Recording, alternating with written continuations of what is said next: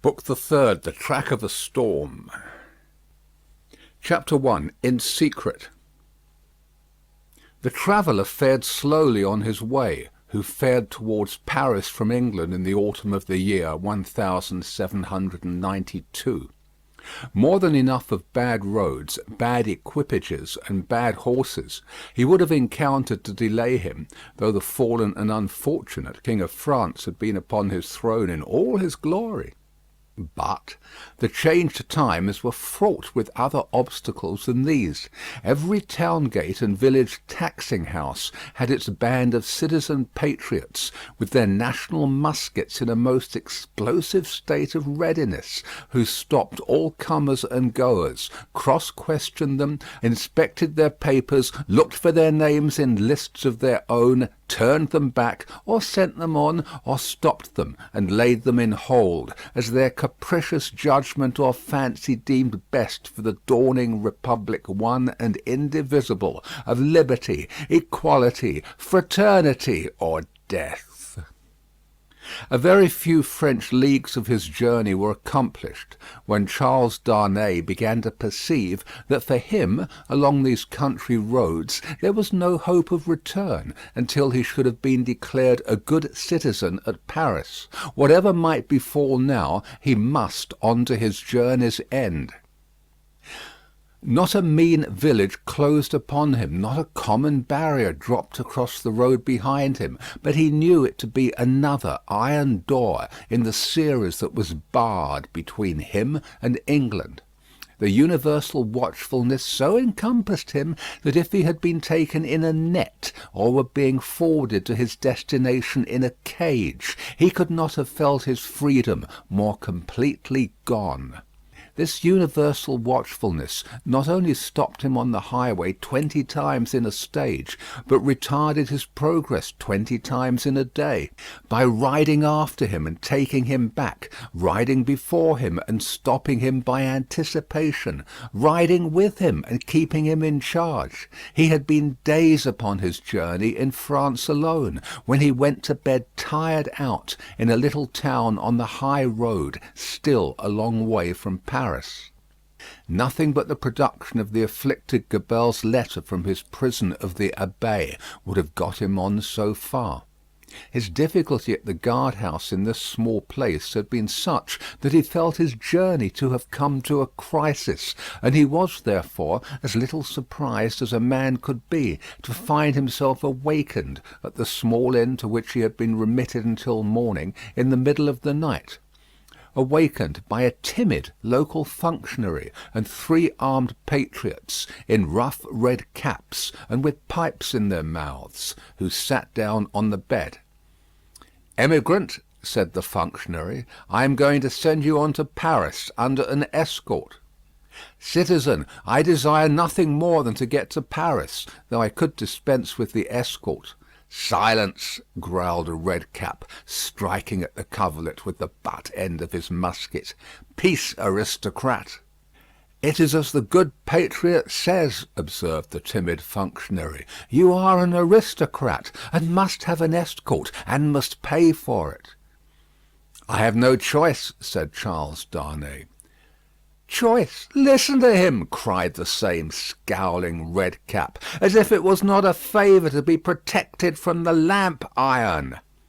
"It is always as the good patriot says," observed the functionary. "Rise and dress yourself, emigrant."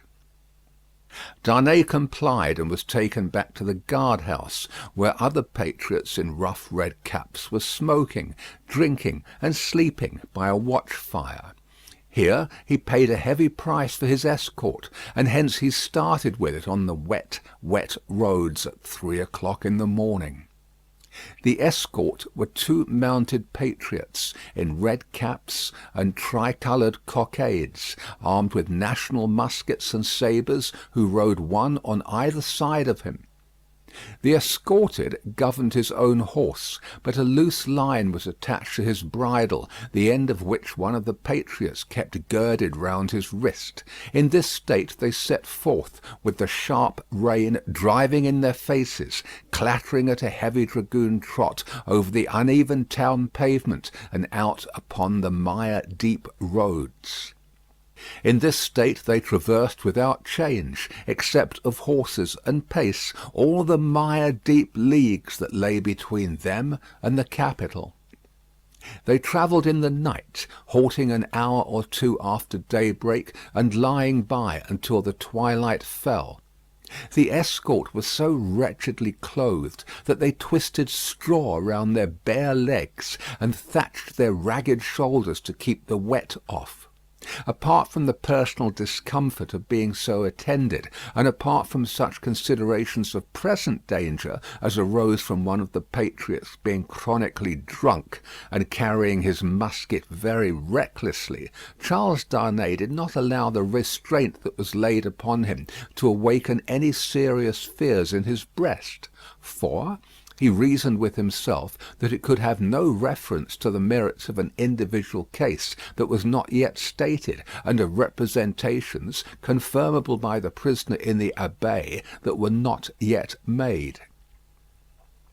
But when they came to the town of Beauvais, which they did at eventide, when the streets were filled with people, he could not conceal from himself that the aspect of affairs was very alarming. An ominous crowd gathered to see him dismount of the posting yard, and many voices called out loudly, "Down with the emigrant!" He stopped in the act of swinging himself out of his saddle, and resuming it as his safest place, said, "Emigrant, my friends, do you not see me here in France of my own will?" "You are a cursed emigrant," cried a farrier, making at him in a furious manner through the press, hammer in hand, "and you are a cursed aristocrat." The postmaster interposed himself between this man and the rider's bridle, at which he was evidently making, and soothingly said, "Let him be, let him be. He'll be judged at Paris." "Judged," repeated the farrier, swinging his hammer. "Ay, and condemned as a traitor." At this the crowd roared approval. Checking the postmaster, who was for turning his horse's head to the yard, the drunken patriot sat composedly in his saddle looking on, with the line round his wrist. Darnay said, as soon as he could make his voice heard, "Friends, you deceive yourselves, or you are deceived. I am not a traitor." "He lies!" cried the smith. "He is a traitor since the decree. His life is forfeit to the people. His cursed life is not his own." At the instant when Darnay saw a rush in the eyes of the crowd, which another instant would have brought upon him, the postmaster turned his horse into the yard, the escort rode in close upon his horse's flanks, and the postmaster shut and barred the crazy double gates.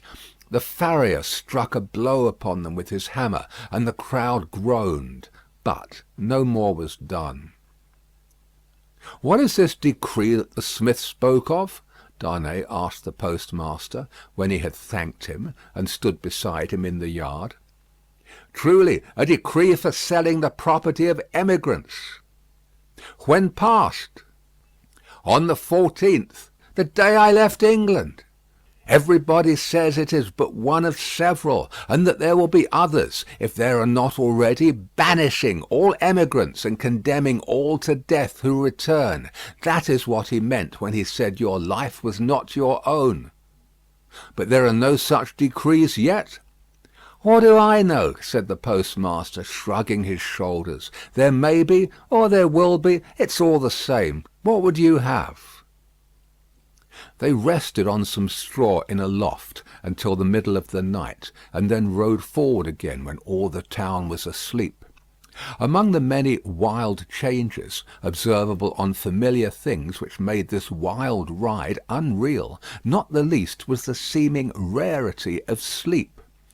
After long and lonely spurring over dreary roads, they would come to a cluster of poor cottages, not steeped in darkness, but all glittering with lights, and would find the people in a ghostly manner in the dead of the night, circling hand in hand round a shrivelled tree of liberty, or all drawn up together singing a liberty song.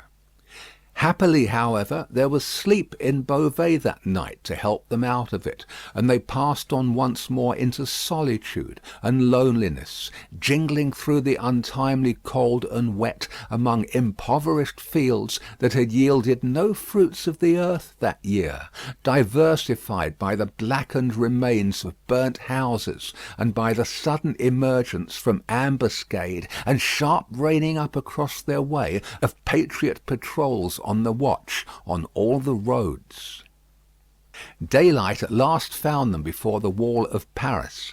The barrier was closed and strongly guarded when they rode up to it. "Where are the papers of this prisoner?" demanded a resolute-looking man in authority who was summoned out by the guard. Naturally struck by the disagreeable word, Charles Darnay requested the speaker to take notice that he was a free traveller and French citizen in charge of an escort which the disturbed state of the country had imposed upon him, and which he had paid for. "Where," repeated the same personage, without taking any heed of him whatever, "are the papers of this prisoner?" The drunken patriot had them in his cap, and produced them. Casting his eyes over Gabelle's letter, the same personage in authority showed some disorder and surprise, and looked at Darnay with a close attention. He left escort and escorted without saying a word, however, and went into the guard-room. Meanwhile, they sat upon their horses outside the gate. Looking about him while in this state of suspense, Charles Darnay observed that the gate was held by a mixed guard of soldiers and patriots, the latter far outnumbering the former, and that while ingress into the city for peasants' carts bringing in supplies, and for similar traffic and traffickers was easy enough, egress, even for the homeliest people, was very difficult. A numerous medley of men and women, not to mention beasts and vehicles of various sorts, was waiting to issue forth. But the previous identification was so strict that they filtered through the barrier very slowly. Some of these people knew their turn for examination to be so far off that they lay down on the ground to sleep, or smoke, while others talked together or loitered about. The red cap and tricolour cockade were universal, both among men and women. When he had sat in his saddle some half hour, taking note of these things, Darnay found himself confronted by the same man in authority who directed the guard to open the barrier. Then he delivered to the escort, drunk and sober, a receipt for the escorted, and requested him to dismount. He did so, and the two patriots leading his tired horse turned and rode away without entering the city. He accompanied his conductor into a guard-room, smelling of common wine and tobacco, where certain soldiers and patriots, asleep and awake, drunk and sober, and in various neutral states between sleeping and waking, drunkenness and sobriety, were standing and lying about. The light in the guard-house, half derived from the waning oil lamps of the night, and half from the overcast day, was in some correspondingly uncertain condition. Some registers were lying open on a desk, and an officer of a coarse dark aspect presided over these. "Citizen Defarge," said he to Darnay's conductor, as he took a slip of paper to write on. "Is this the emigrant Evrémonde?" "This is the man." "Your age, Evrémonde?" 37. "Married, Evrémonde?" "Yes." "Where married?" "In England." "Without doubt. Where is your wife, Evrémonde?" "In England."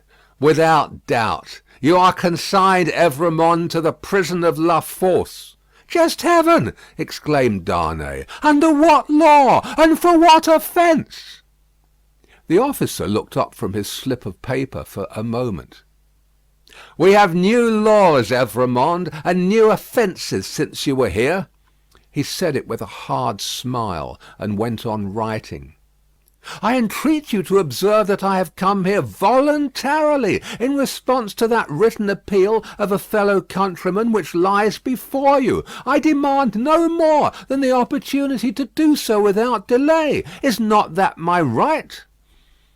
"Emigrants have no rights, Evrémonde," was the stolid reply. The officer wrote until he had finished, read over to himself what he had written, sanded it, and handed it to Defarge, with the words, "In secret." Defarge motioned with the paper to the prisoner that he must accompany him. The prisoner obeyed, and the guard of 2 armed patriots attended them. "Is it you," said Defarge, in a low voice, as they went down the guard-house steps and turned into Paris, "who married the daughter of Dr. Manette, once a prisoner in the Bastille that is no more?" "Yes," replied Darnay, looking at him with surprise.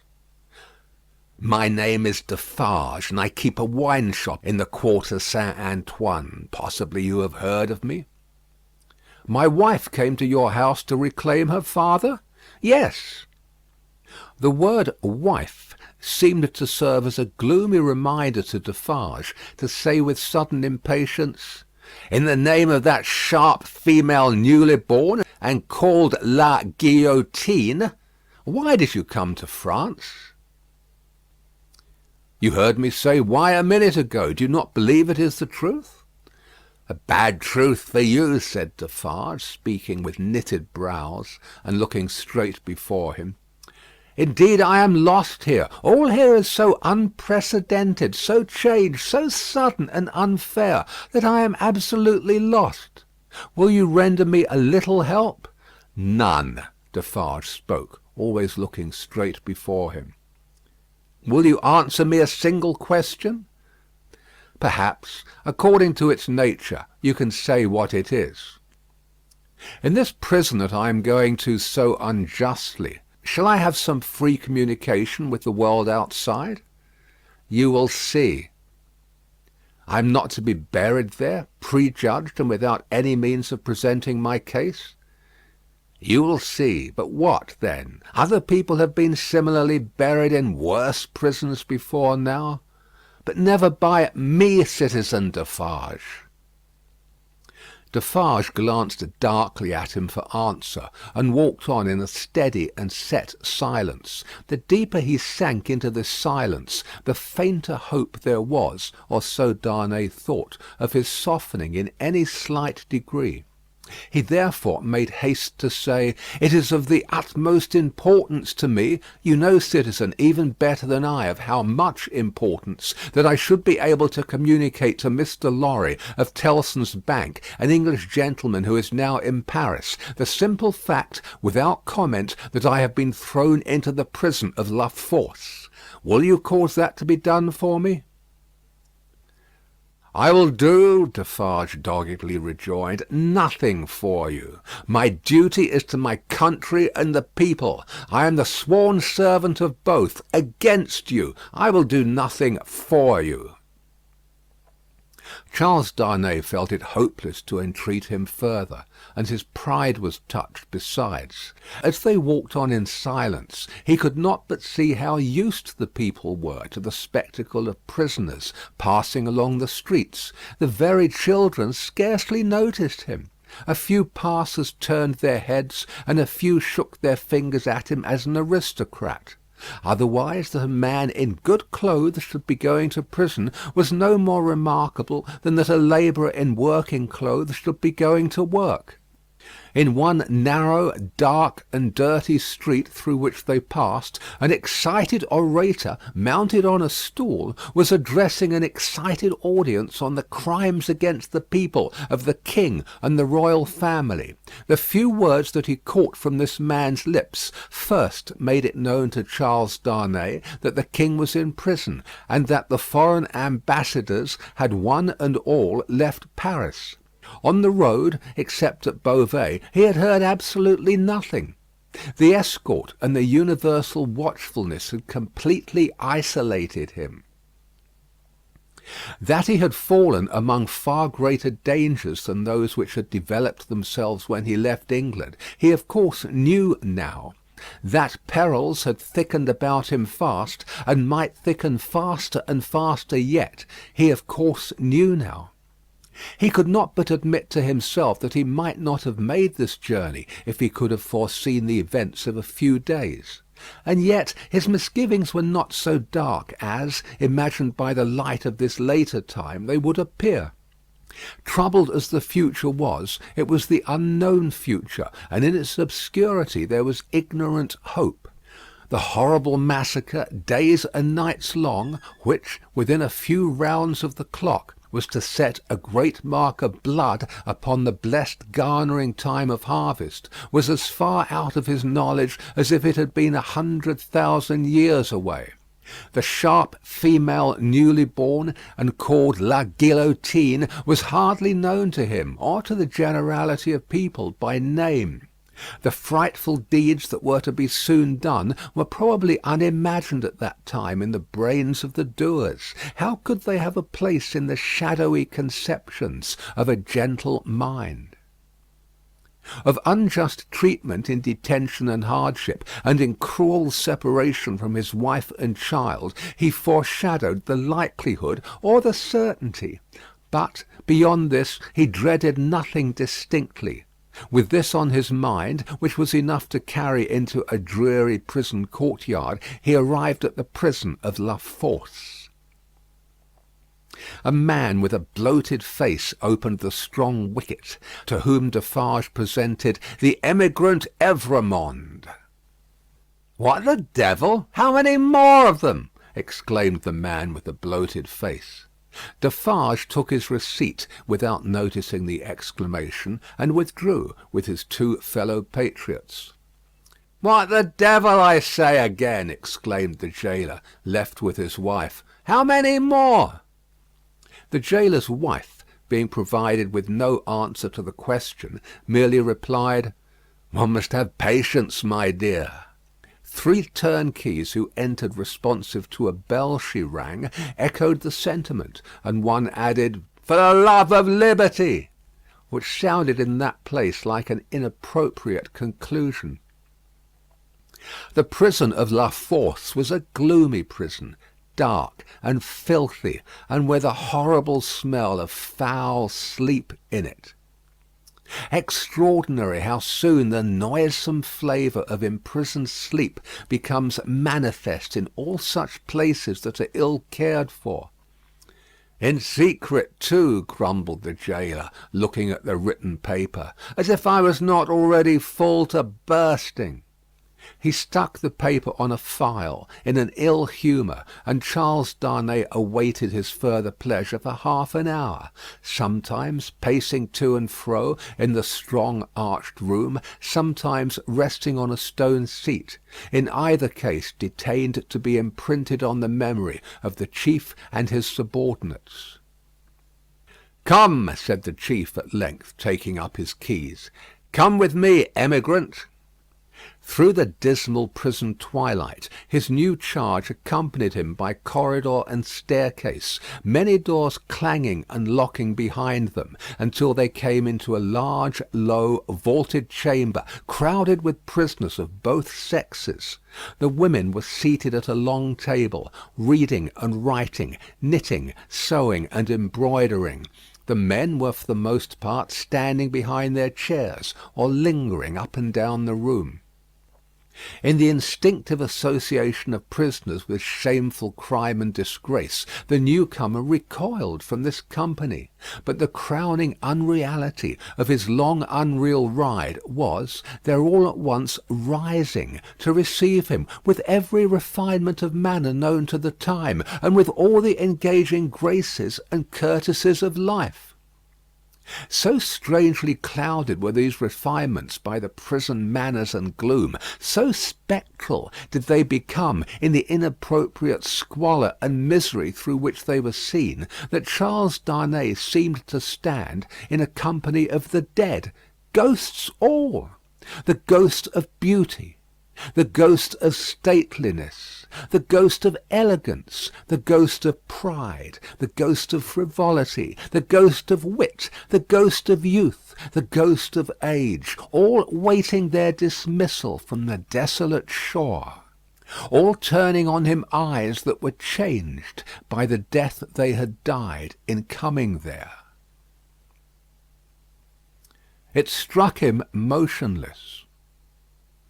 The gaoler standing at his side, and the other gaolers moving about, who would have been well enough as to appearance in the ordinary exercise of their functions, looked so extravagantly coarse, contrasted with sorrowing mothers and blooming daughters who were there, with the apparitions of the coquette, the young beauty, and the mature woman delicately bred, that the inversion of all experience and likelihood which the scene of shadows presented was heightened to its utmost. Surely ghosts all.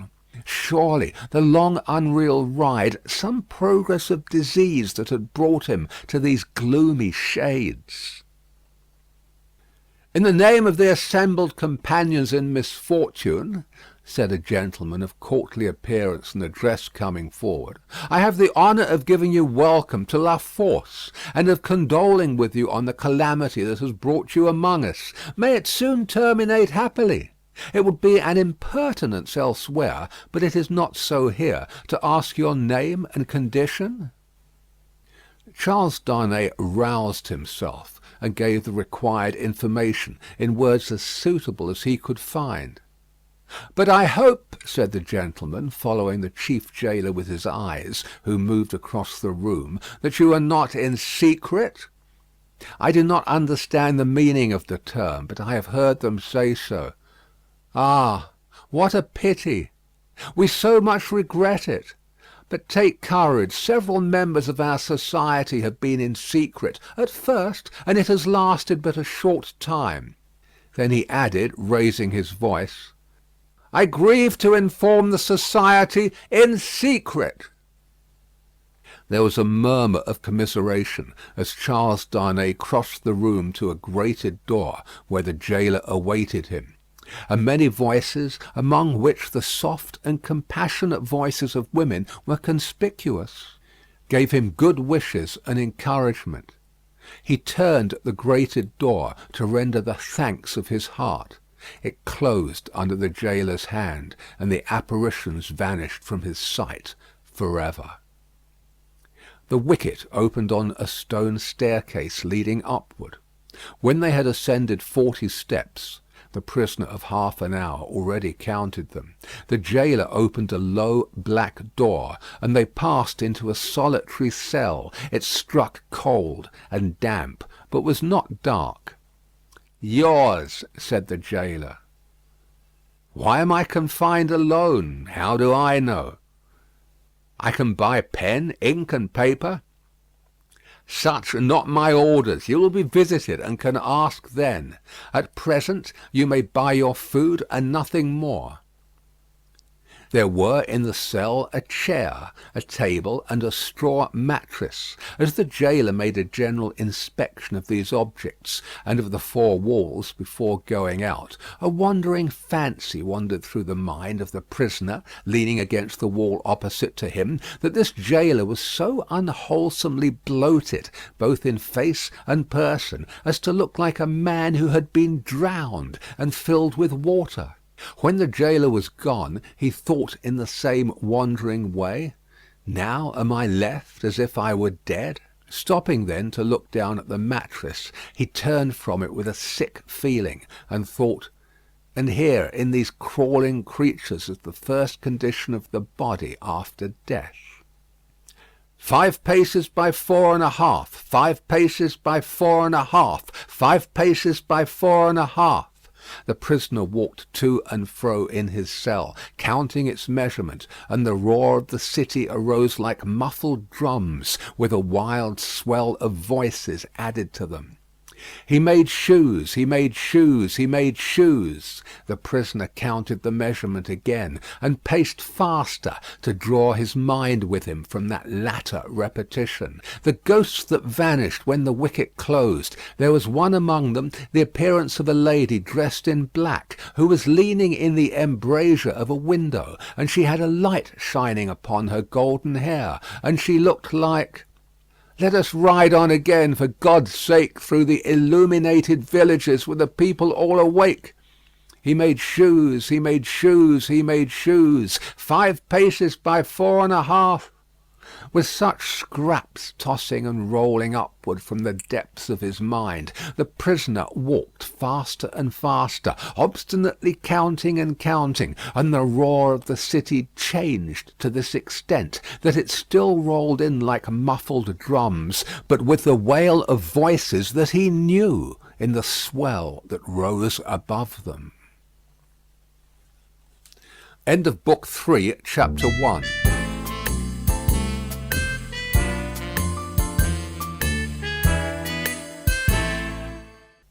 Book 3, Chapter 2 of A Tale of Two Cities by Charles Dickens.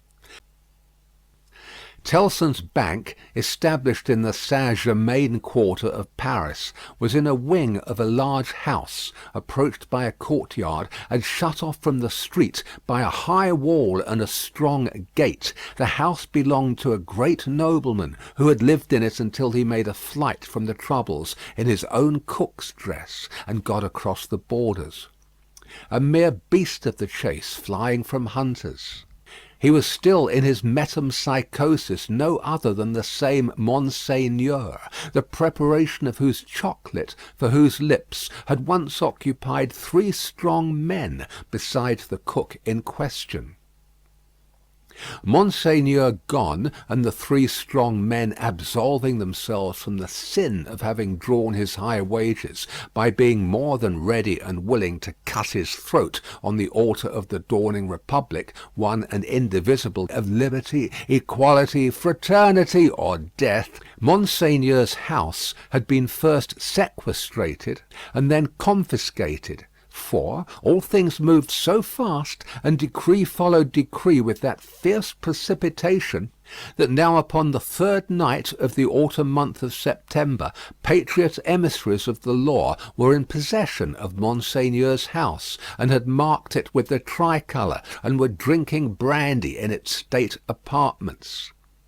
A place of business in London like Tellson's place of business in Paris would soon have driven the house out of its mind and into the Gazette, for what would staid British responsibility and respectability have said to orange trees in boxes in a bank courtyard, and even to a Cupid over the counter?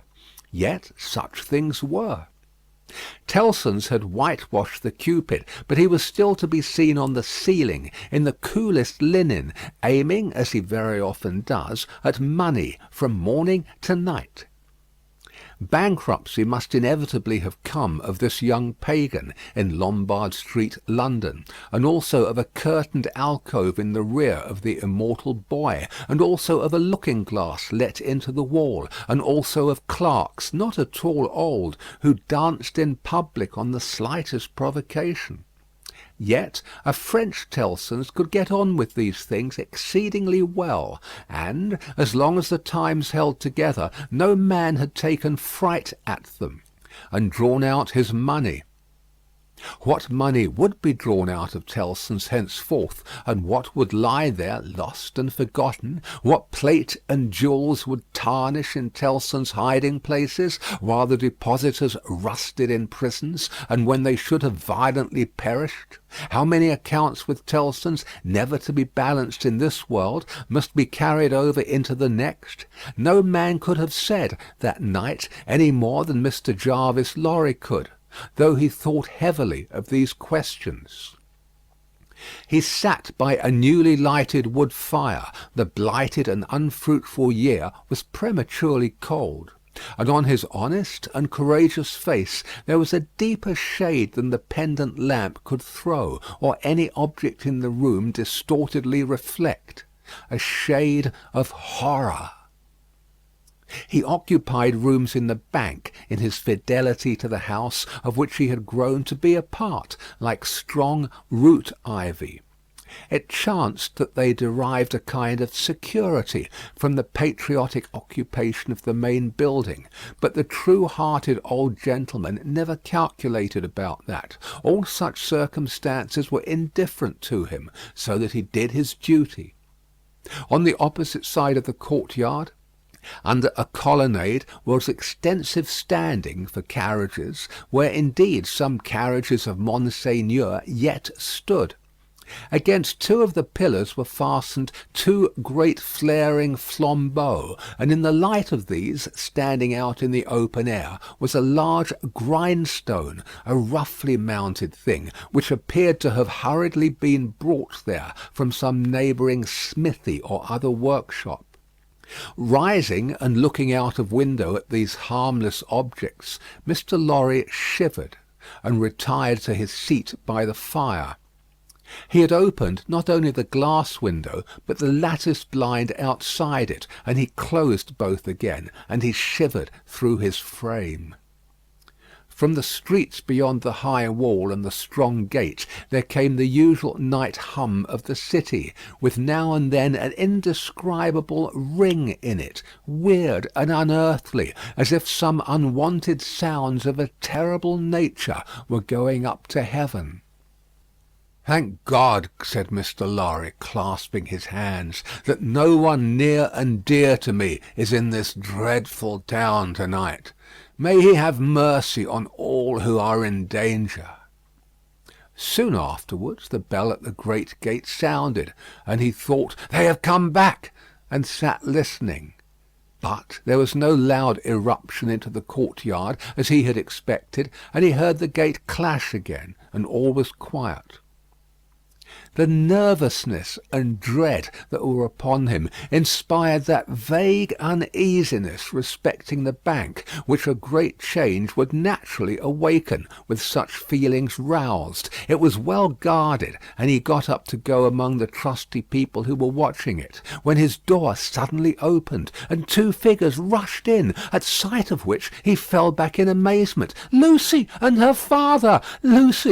Lucy, with her arms stretched out to him, and with that old look of earnestness so concentrated and intensified that it seemed as though it had been stamped upon her face expressly to give force and power to it in this one passage of her life. "What is this?" cried Mr. Lorry, breathless and confused. "What is the matter? Lucy, Manette, what has happened? What has brought you here? What is this?" With the look fixed upon him, in her paleness and wildness, she panted out in his arms, imploringly, "Oh, my dear friend, my husband!" "Your husband, Lucy?" "Charles." "What of Charles?" "Here." "Here? In Paris?" "Has been here some days, 3 or 4, I don't know how many, I can't collect my thoughts. An errand of generosity brought him here unknown to us. He was stopped at the barrier and sent to prison." The old man uttered an irrepressible cry. Almost at the same moment the bell of the great gate rang again, and a loud noise of feet and voices came pouring into the courtyard. "What is that noise?" said the doctor, turning towards the window. "Don't look," cried Mr. Lorry. "Don't look out, Manette, for your life. Don't touch the blind." The doctor turned with his hand upon the fastening of the window, and said, with a cool, bold smile, "My dear friend, I have a charmed life in this city. I have been a Bastille prisoner. There is no patriot in Paris, in France, who, knowing me to have been a prisoner in the Bastille, would touch me, except to overwhelm me with embraces, or carry me in triumph. My old pain has given me a power that has brought us through the barrier, and gained us news of Charles there, and brought us here. I knew it would be so. I knew I could help Charles out of all danger. I told Lucy so. What is that noise?" His hand was again upon the window. "Don't look!" cried Mr. Lorry, absolutely desperate. "No, Lucy, my dear, not you." He got his arm round her and held her. "Don't be so terrified, my love. I solemnly swear to you that I know of no harm having happened to Charles; that I had no suspicion even of his being in this fatal place. What prison is he in?" "La Force." "La Force. Lucy, my child, if ever you were brave and serviceable in your life, and you were always both, you will compose yourself now to do exactly as I bid you, for more depends upon it than you can think or I can say. There is no help for you in any action on your part tonight. You cannot possibly stir out. I say this because what I must bid you to do for Charles' sake is the hardest thing to do of all. You must instantly be obedient, still and quiet. You must let me put you in a room at the back here. You must leave your father and me alone for 2 minutes, and as there are life and death in the world, you must not delay." "I will be submissive to you. I see in your face that you know I can do nothing else than this. I know you are true." The old man kissed her, and hurried her into his room, and turned the key, then came hurrying back to the doctor, and opened the window and partly opened the blind, and put his hand upon the doctor's arm, and looked out with him into the courtyard. Looked out upon a throng of men and women, not enough in number or near enough to fill the courtyard, not more than 40 or 50 in all. The people in possession of the house had let them in at the gate, and they had rushed in to work at the grindstone. It had evidently been set up there for their purpose, as in a convenient and retired spot. But such awful workers, and such awful work! The grindstone had a double handle, and, turning at it madly, were 2 men, whose faces, as their long hair flapped back when the whirlings of the grindstone brought their faces up, were more horrible and cruel than the visages of the wildest savages in their most barbarous disguise. False eyebrows and false moustaches were stuck upon them, and their hideous countenances were all bloody and sweaty, and all awry with howling, and all staring and glaring with beastly excitement and want of sleep. As these ruffians turned and turned, their matted locks now flung forward over their eyes, now flung backward over their necks. Some women held wine to their mouths, that they might drink. And what with dropping blood, and what with dropping wine, and what with the stream of sparks struck out of the stone, all their wicked atmosphere seemed gore and fire. The eye could not detect one creature in the group free from the smear of blood. Shouldering one another to get next at the sharpening stone were men stripped to the waist, with the stain all over their limbs and bodies; men in all sorts of rags, with the stain upon those rags; men devilishly set off with spoils of women's lace and silk and ribbon, with the stain dyeing those trifles through and through; hatchets, knives, bayonets, swords, all brought to be sharpened, were all red with it. Some of the hacked swords were tied to the wrists of those who carried them, with strips of linen and fragments of dress, ligatures various in kind, but all deep of the one colour. And as the frantic wielders of these weapons snatched them from the stream of sparks and tore away into the streets, the same red hue was red in their frenzied eyes, eyes which any unbrutalised beholder would have given 20 years of life to petrify with a well-directed gun. All this was seen in a moment, as the vision of a drowning man, or of any human creature at any very great pass could see a world if it were there. They drew back from the window, and the doctor looked for explanation in his friend's ashy face. "They are," Mr. Lorry whispered the words, glancing fearfully round at the locked room, "murdering the prisoners.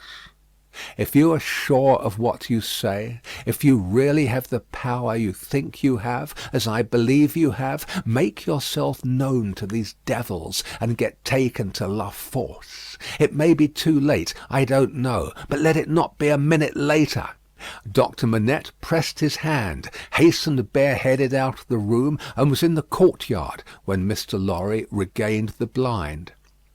His streaming white hair, his remarkable face, and the impetuous confidence of his manner as he put the weapons aside like water, carried him in an instant to the heart of the concourse at the Stone. For a few moments there was a pause, and a hurry, and a murmur, and the unintelligible sound of his voice, and then Mr. Lorry saw him, surrounded by all, and in the midst of a line of 20 men long, all linked shoulder to shoulder, and hand to shoulder, hurried out with cries of "Live the Bastille prisoner! Help for the Bastille prisoner's kindred in La Force! Room for the Bastille prisoner in front there! Save the prisoner Evremond at La Force!" and 1,000 answering shouts. He closed the lattice again with a fluttering heart, closed the window and the curtain, hastened to Lucy, and told her that her father was assisted by the people and gone in search of her husband. He found her child and Miss Pross with her, but it never occurred to him to be surprised by their appearance until a long time afterwards, when he sat watching them in such quiet as the night knew. Lucy had by that time fallen into a stupor on the floor at his feet, clinging to his hand. Miss Pross had laid the child down on his own bed, and her head had gradually fallen on the pillow beside her pretty charge. Oh, the long, long night, with the moans of the poor wife, and oh, the long, long night, with no return of her father, and no tidings. Twice more in the darkness the bell at the great gate sounded, and the eruption was repeated, and the grindstone whirled and spluttered. "What is it?" cried Lucy, affrighted. "Hush! The soldiers' swords are sharpened there," said Mr. Lorry. "The place is national property now, and used as a kind of armoury, my love." Twice more in all. But the last spell of work was feeble and fitful. Soon afterwards the day began to dawn, and he softly detached himself from the clasping hand, and cautiously looked out again. A man, so besmeared that he might have been a sorely wounded soldier, creeping back to consciousness on a field of slain, was rising from the pavement by the side of the grindstone, and looking about him with a vacant air. Shortly this worn-out murderer descried in the imperfect light one of the carriages of Monseigneur, and, staggering to that gorgeous vehicle, climbed in at the door, and shut himself up to take his rest on its dainty cushions. The great grindstone, earth, had turned when Mr. Lorry looked out again, and the sun was red on the courtyard. But the lesser grindstone stood alone there in the calm morning air, with a red upon it that the sun had never given and would never take away.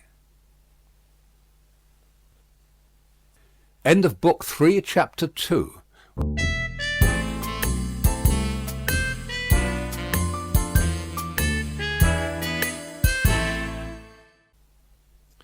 Chapter 3. The Shadow.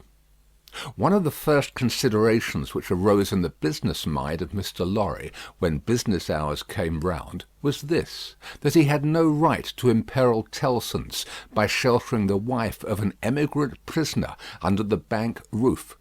His own possessions, safety, life, he would have hazarded for Lucy and her child without a moment's demur; but the great trust he held was not his own, and as to that business charge he was a strict man of business. At first his mind reverted to Defarge, and he thought of finding out the wine shop again, and taking counsel with its master in reference to the safest dwelling place in the distracted state of the city. But the same consideration that suggested him repudiated him. He lived in the most violent quarter, and doubtless was influential there, and deep in its dangerous workings.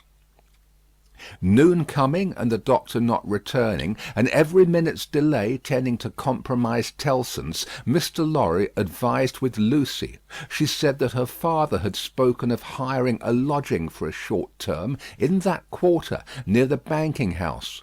As there was no business objection to this, and as he foresaw that even if it were all well with Charles, and he were to be released, he could not hope to leave the city, Mr. Lorry went out in quest of such a lodging, and found a suitable one, high up in a removed by-street, where the closed blinds in all the other windows of a high melancholy square of buildings marked deserted homes. To this lodging he at once removed Lucy and her child, and Miss Pross, giving them what comfort he could, and much more than he had himself. He left Jerry with them, as a figure to fill a doorway that would bear considerable knocking on the head, and retained to his own occupations. A disturbed and doleful mind he brought to bear upon them, and slowly and heavily the day lagged on with him. It wore itself out, and wore him out with it, until the bank closed. He was again alone in his room of the previous night, considering what to do next, when he heard a foot upon the stair. In a few moments a man stood in his presence, who, with a keenly observant look at him, addressed him by his name. "Your servant," said Mr. Lorry. "Do you know me?" He was a strongly made man with dark curling hair, from 45 to 50 years of age. For answer he repeated, without any change of emphasis, the words, "Do you know me?" "I have seen you somewhere." "Perhaps at my wine shop." Much interested and agitated, Mr. Lorry said, "You come from Doctor Manette?" "Yes, I come from Doctor Manette." "And what says he? What does he send me?" Defarge gave into his anxious hand an open scrap of paper. It bore the words, in the doctor's writing, "Charles is safe, but I cannot safely leave this place yet. I have obtained the favour that the bearer has a short note from Charles to his wife. Let the bearer see his wife." It was dated from La Force within an hour. "Will you accompany me," said Mr. Lorry, joyfully relieved after reading this note aloud, "to where his wife resides?" "Yes," returned Defarge. Scarcely noticing as yet in what a curiously reserved and mechanical way Defarge spoke, Mr. Lorry put on his hat, and they went down into the courtyard. There they found two women, one knitting. "Madame Defarge, surely," said Miss Lorry, who had left her in exactly the same attitude some 17 years ago. "It is she," observed her husband.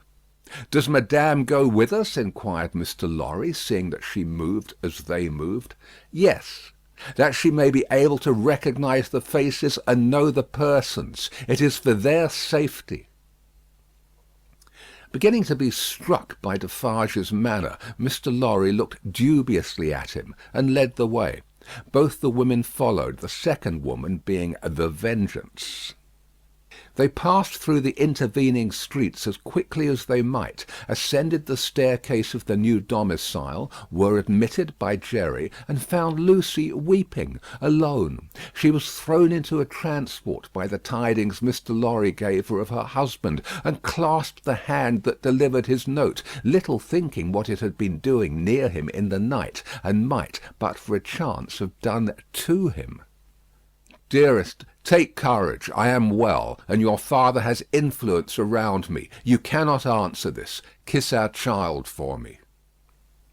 That was all the writing. It was so much, however, to her who received it, that she turned from Defarge to his wife and kissed one of the hands that knitted.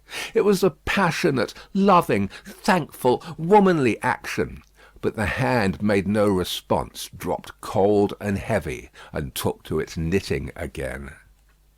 There was something in its touch that gave Lucy a check. She stopped in the act of putting the note in her bosom, and, with her hands yet at her neck, looked terrified at Madame Defarge. Madame Defarge met the lifted eyebrows and forehead with a cold, impassive stare. "My dear," said Mr. Lorry, striking in to explain, "there are frequent risings in the streets, and although it is not likely they will ever trouble you, Madame Defarge wishes to see those whom she has the power to protect at such times, to the end that she may know them. That she may identify them, I believe," said Mr. Lorry, rather halting in his reassuring words, as the stony manner of all the three impressed itself upon him more and more. "I state the case, citizen Defarge?" Defarge looked gloomily at his wife, and gave no other answer than a gruff sound of acquiescence. "You had better, Lucy," said Mr. Lorry, doing all he could to propitiate by tone and manner, "have the dear child here, and our good Pross. Our good Pross Defarge is an English lady, and knows no French." The lady in question, whose rooted conviction that she was more than a match for any foreigner was not to be shaken by distress and danger, appeared with folded arms, and observed in English to the Vengeance, whom her eyes first encountered, "Well, I am sure, bold face, I hope you are pretty well." She also bestowed a British cough on Madame Defarge, but neither of the two took much heed of her. "Is this his child?" said Madame Defarge, stopping in her work for the first time, and pointing her knitting needle at little Lucy as if it were the finger of fate. "Yes, madame," answered Mr. Lorry. "This is our poor prisoner's darling daughter, and only child." The shadow attendant on Madame Defarge and her party seemed to fall so threatening and dark on the child, that her mother instinctively kneeled on the ground beside her, and held her to her breast. The shadow attendant on Madame Defarge and her party seemed then to fall, threatening and dark, on both the mother and the child. "It is enough, my husband," said Madame Defarge. "I have seen them. We may go." But the suppressed manner had enough of menace in it, not visible and presented, but indistinct and withheld, to alarm Lucy into saying, as she laid her appealing hand on Madame Defarge's dress, "You will be good to my poor husband. You will do him no harm. You will help me to see him if you can." "Your husband is not my business here," returned Madame Defarge, looking down at her with perfect composure. "It is the daughter of your father who is my business here." "For my sake, then, be merciful to my husband, for my child's sake. She will put her hands together and pray you to be merciful. We are more afraid of you than of these others." Madame Defarge received it as a compliment, and looked at her husband. Defarge, who had been uneasily biting his thumbnail and looking at her, collected his face into a sterner expression. "What is it that your husband says in that little letter?" asked Madame Defarge, with a lowering smile. "Influence? He says something touching influence?" "That my father," said Lucy, hurriedly taking the paper from her breast, but with her alarmed eyes on her questioner and not on it, "has much influence around him." "Surely it will release him," said Madame Defarge. "Let it do so." "As a wife and mother," cried Lucy, most earnestly, "I implore you to have pity on me, and not to exercise any power that you possess against my innocent husband, but to use it in his behalf. Oh, sister woman, think of me as a wife and mother." Madame Defarge looked coldly as ever at the suppliant, and said, turning to her friend the Vengeance, "The wives and mothers we have been used to see since we were as little as this child, and much less, have not been greatly considered. We have known their husbands and fathers laid in prison and kept from them often enough. All our lives we have seen our sister women suffer, in themselves and in their children, poverty, nakedness, hunger, thirst, sickness, misery, oppression, and neglect of all kinds." "We have seen nothing else," returned the Vengeance. "We have borne this a long time," said Madame Defarge, turning her eyes again upon Lucy. "Judge you, is it likely that the trouble of one wife and mother would be much to us now?" She resumed her knitting and went out. The Vengeance followed. Defarge went last and closed the door. "Courage, my dear Lucy," said Mr. Lorry, as he raised her. "Courage, courage! So far all goes well with us. Much, much better than it has of late gone with many poor souls. Cheer up, and have a thankful heart." "I am not thankless, I hope, but that dreadful woman seems to throw a shadow on me and on all my hopes." "Tut, tut," said Mr. Lorry. "What is this despondency in the brave little breast? A shadow indeed! No substance in it, Lucy." But the shadow of the manner of these Defarges was dark upon himself, for all that, and in his secret mind it troubled him greatly. End of Book 3, Chapter 3.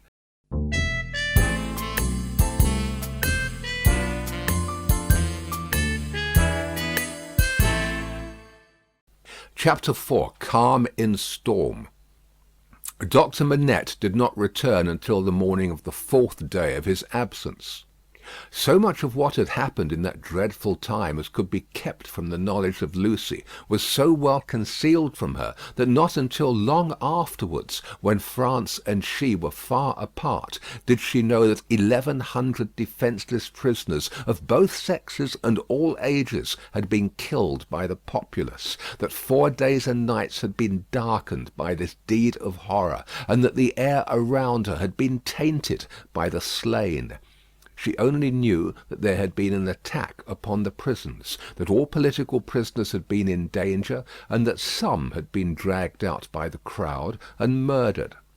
To Mr. Lorry the doctor communicated under an injunction of secrecy, on which he had no need to dwell, that the crowd had taken him through a scene of carnage to the prison of La Force, that in the prison he had found a self-appointed tribunal sitting, before which the prisoners were brought singly, and by which they were rapidly ordered to be put forth to be massacred, or to be released, or, in a few cases, to be sent back to their cells. That, presented by his conductors to this tribunal, he had announced himself by name and profession as having been for 18 years a secret and unaccused prisoner in the Bastille; that one of the bodies so sitting in judgment had risen and identified him, and that this man was Defarge. That hereupon he had ascertained, through the registers on the table, that his son-in-law was among the living prisoners, and had pleaded hard to the tribunal, of whom some members were asleep and some awake, some dirty with murder and some clean, some sober and some not, for his life and liberty. That, in the first frantic greetings lavished on him as a notable sufferer under the overthrown system, it had been accorded to him to have Charles Darnay brought before the lawless court and examined; that he seemed on the point of being at once released, when the tide in his favour met with some unexplained check, not intelligible to the doctor, which led to a few words of secret conference. That the man sitting as president had then informed Dr. Manette that the prisoner must remain in custody, but should, for his sake, be held inviolate, in safe custody. That, immediately, on a signal, the prisoner was removed to the interior of the prison again, but that he, the doctor, had then so strongly pleaded for permission to remain and assure himself that his son-in-law was, through no malice or mischance, delivered to the concourse whose murderous yells outside the gate had often drowned the proceedings, that he had obtained the permission, and had remained in that hall of blood until the danger was over. The sights he had seen there, with brief snatches of food and sleep by intervals, shall remain untold. The mad joy over the prisoners who were saved had astounded him scarcely less than the mad ferocity against those who were cut to pieces. One prisoner there was, he said, who had been discharged into the street free, but at whom a mistaken savage had thrust a pike as he passed out. Being besought to go to him and dress the wound, the doctor had passed out at the same gate, and had found him in the arms of a company of Samaritans, who were seated on the bodies of their victims, with an inconsistency as monstrous as anything in this awful nightmare. They had helped the healer, and tended the wounded man with the gentlest solicitude, had made a litter for him, and escorted him carefully from the spot, had then caught up their weapons and plunged anew into a butchery so dreadful that the doctor had covered his eyes with his hands and swooned away in the midst of it. As Mr. Lorry received these confidences, and as he watched the face of his friend, now 62 years of age, a misgiving arose within him that such dread experiences would revive the old danger. But he had never seen his friend in his present aspect. He had never at all known him in his present character. For the first time the doctor felt now that his suffering was strength and power. For the first time he felt that in that sharp fire he had slowly forged the iron which could break the prison door of his daughter's husband and deliver him. It all tended to a good end, my friend. It was not mere waste and ruin. As my beloved child was helpful in restoring me to myself, I will be helpful now in restoring the dearest part of herself to her. By the aid of heaven, I will do it. Thus Dr. Manette. And when Jarvis Lorry saw the kindled eyes, the resolute face, the calm, strong look and bearing of the man whose life always seemed to him to have been stopped, like a clock, for so many years, and then set going again with an energy which had lain dormant during the cessation of its usefulness, he believed. Greater things than the doctor had at that time to contend with would have yielded before his persevering purpose, while he kept himself in his place as a physician whose business was with all degrees of mankind, bond and free, rich and poor, bad and good. He used his personal influence so wisely that he was soon the inspecting physician of 3 prisons, and among them of La Force. He could now assure Lucy that her husband was no longer confined alone, but was mixed with the general body of prisoners. He saw her husband weekly, and brought sweet messages to her, straight from his lips. Sometimes her husband himself sent a letter to her, though never by the doctor's hand, but she was not permitted to write to him, for, among the many wild suspicions of plots in the prisons, the wildest of all pointed at emigrants who were known to have made friends or permanent connections abroad. This new life of the doctor's was an anxious life, no doubt. Still, the sagacious Mr. Lorry saw that there was a new sustaining pride in it. Nothing unbecoming tinged the pride. It was a natural and worthy one, but he observed it as a curiosity. The doctor knew that up to that time his imprisonment had been associated in the minds of his daughter and his friend with his personal affliction, deprivation, and weakness. Now that this was changed, and he knew himself to be invested through that old trial with forces to which they both looked for Charles' ultimate safety and deliverance, he became so far exalted by the change that he took the lead and direction, and required them as the weak to trust to him as the strong. The preceding relative positions of himself and Lucy were reversed, yet only as the liveliest gratitude and affection could reverse them, for he could have had no pride but in rendering some service to her who had rendered so much to him. All curious to see, thought Mr. Lorry in his amiable, shrewd way, but all natural and right. So take the lead, my dear friend, and keep it. It couldn't be in better hands. But, though the doctor tried hard, and never ceased trying, to get Charles Darnay set at liberty, or at least to get him brought to trial, the public current of the time set too strong and fast for him. The new era began. The king was tried, doomed, and beheaded. The Republic of Liberty, Equality, Fraternity, or Death, declared for victory or death against the world in arms. The black flag waved night and day from the great towers of Notre Dame. 300,000 men, summoned to rise against the tyrants of the earth, rose from all the varying soils of France, as if the dragon's teeth had been sown broadcast, and had yielded fruit equally on hill and plain, on rock, in gravel, and alluvial mud, under the bright sky of the south and under the clouds of the north, in fell and forest, in the vineyards and the olive grounds, and among the cropped grass and the stubble of the corn, along the fruitful banks of the broad rivers, and in the sand of the sea-shore. What private solicitude could rear itself against the deluge of the year one of liberty, the deluge rising from below, not falling from above, and with the windows of heaven shut, not opened? There was no pause, no pity, no peace, no interval of relenting rest, no measurement of time. Through days and nights, circled as regularly as when time was young, and the evening and morning were the first day, other count of time there was none. Hold of it was lost in the raging fever of a nation, as it is in the fever of one patient. Now, breaking the unnatural silence of a whole city, the executioner showed the people the head of the king, and now it seemed almost in the same breath the head of his fair wife, which had had 8 weary months of imprisoned widowhood and misery to turn it grey.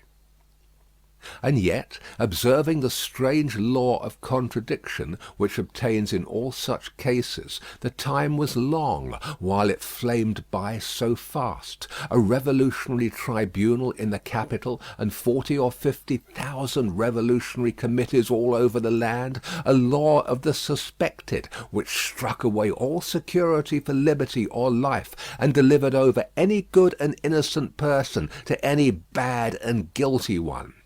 Prisons gorged with people who had committed no offence and could obtain no hearing. These things became the established order and nature of appointed things, and seemed to be ancient usage before they were many weeks old. Above all, one hideous figure grew as familiar as if it had been before the general gaze from the foundations of the world, the figure of the sharp female called La Guillotine. It was the popular theme for jests. It was the best cure for headache. It infallibly prevented the hair from turning grey. It imparted a peculiar delicacy to the complexion. It was the national razor which shaved close. Who kissed La Guillotine looked through the little window and sneezed into the sack. It was the sign of the regeneration of the human race. It superseded the cross. Models of it were worn on breasts, from which the cross was discarded, and it was bowed down to and believed in where the cross was denied. It sheared off heads so many that it and the ground it most polluted were a rotten red. It was taken to pieces like a toy puzzle for a young devil, and was put together again when the occasion wanted it. It hushed the eloquent, struck down the powerful, abolished the beautiful and good. 22 friends of high public mark, 21 living and 1 dead, it had lopped the heads off in one morning in as many minutes. The name of the strong man of old Scripture had descended to the chief functionary who worked it, but, so armed, he was stronger than his namesake and blinder, and tore away the gates of God's own temple every day. Among these terrors and the brood belonging to them, the doctor walked with a steady head, confident in his power, cautiously persistent in his end, never doubting that he would save Lucy's husband at last. Yet the current of the time swept by, so strong and deep, and carried the time away so fiercely, that Charles had lain in prison 1 year and 3 months when the doctor was thus steady and confident. So much more wicked and distracted had the revolution grown in that December month, that the rivers of the south were encumbered with the bodies of the violently drowned by night, and prisoners were shot in lines and squares under the southern wintry sun. Still the doctor walked among the terrors with a steady head.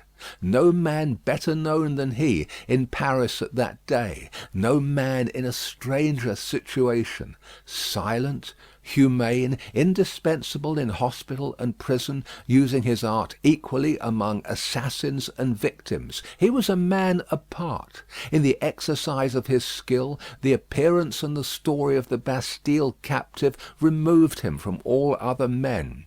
He was not suspected or brought in question, any more than if he had indeed been recalled to life some 18 years before, or were a spirit moving among mortals. End of Book 3, Chapter 4.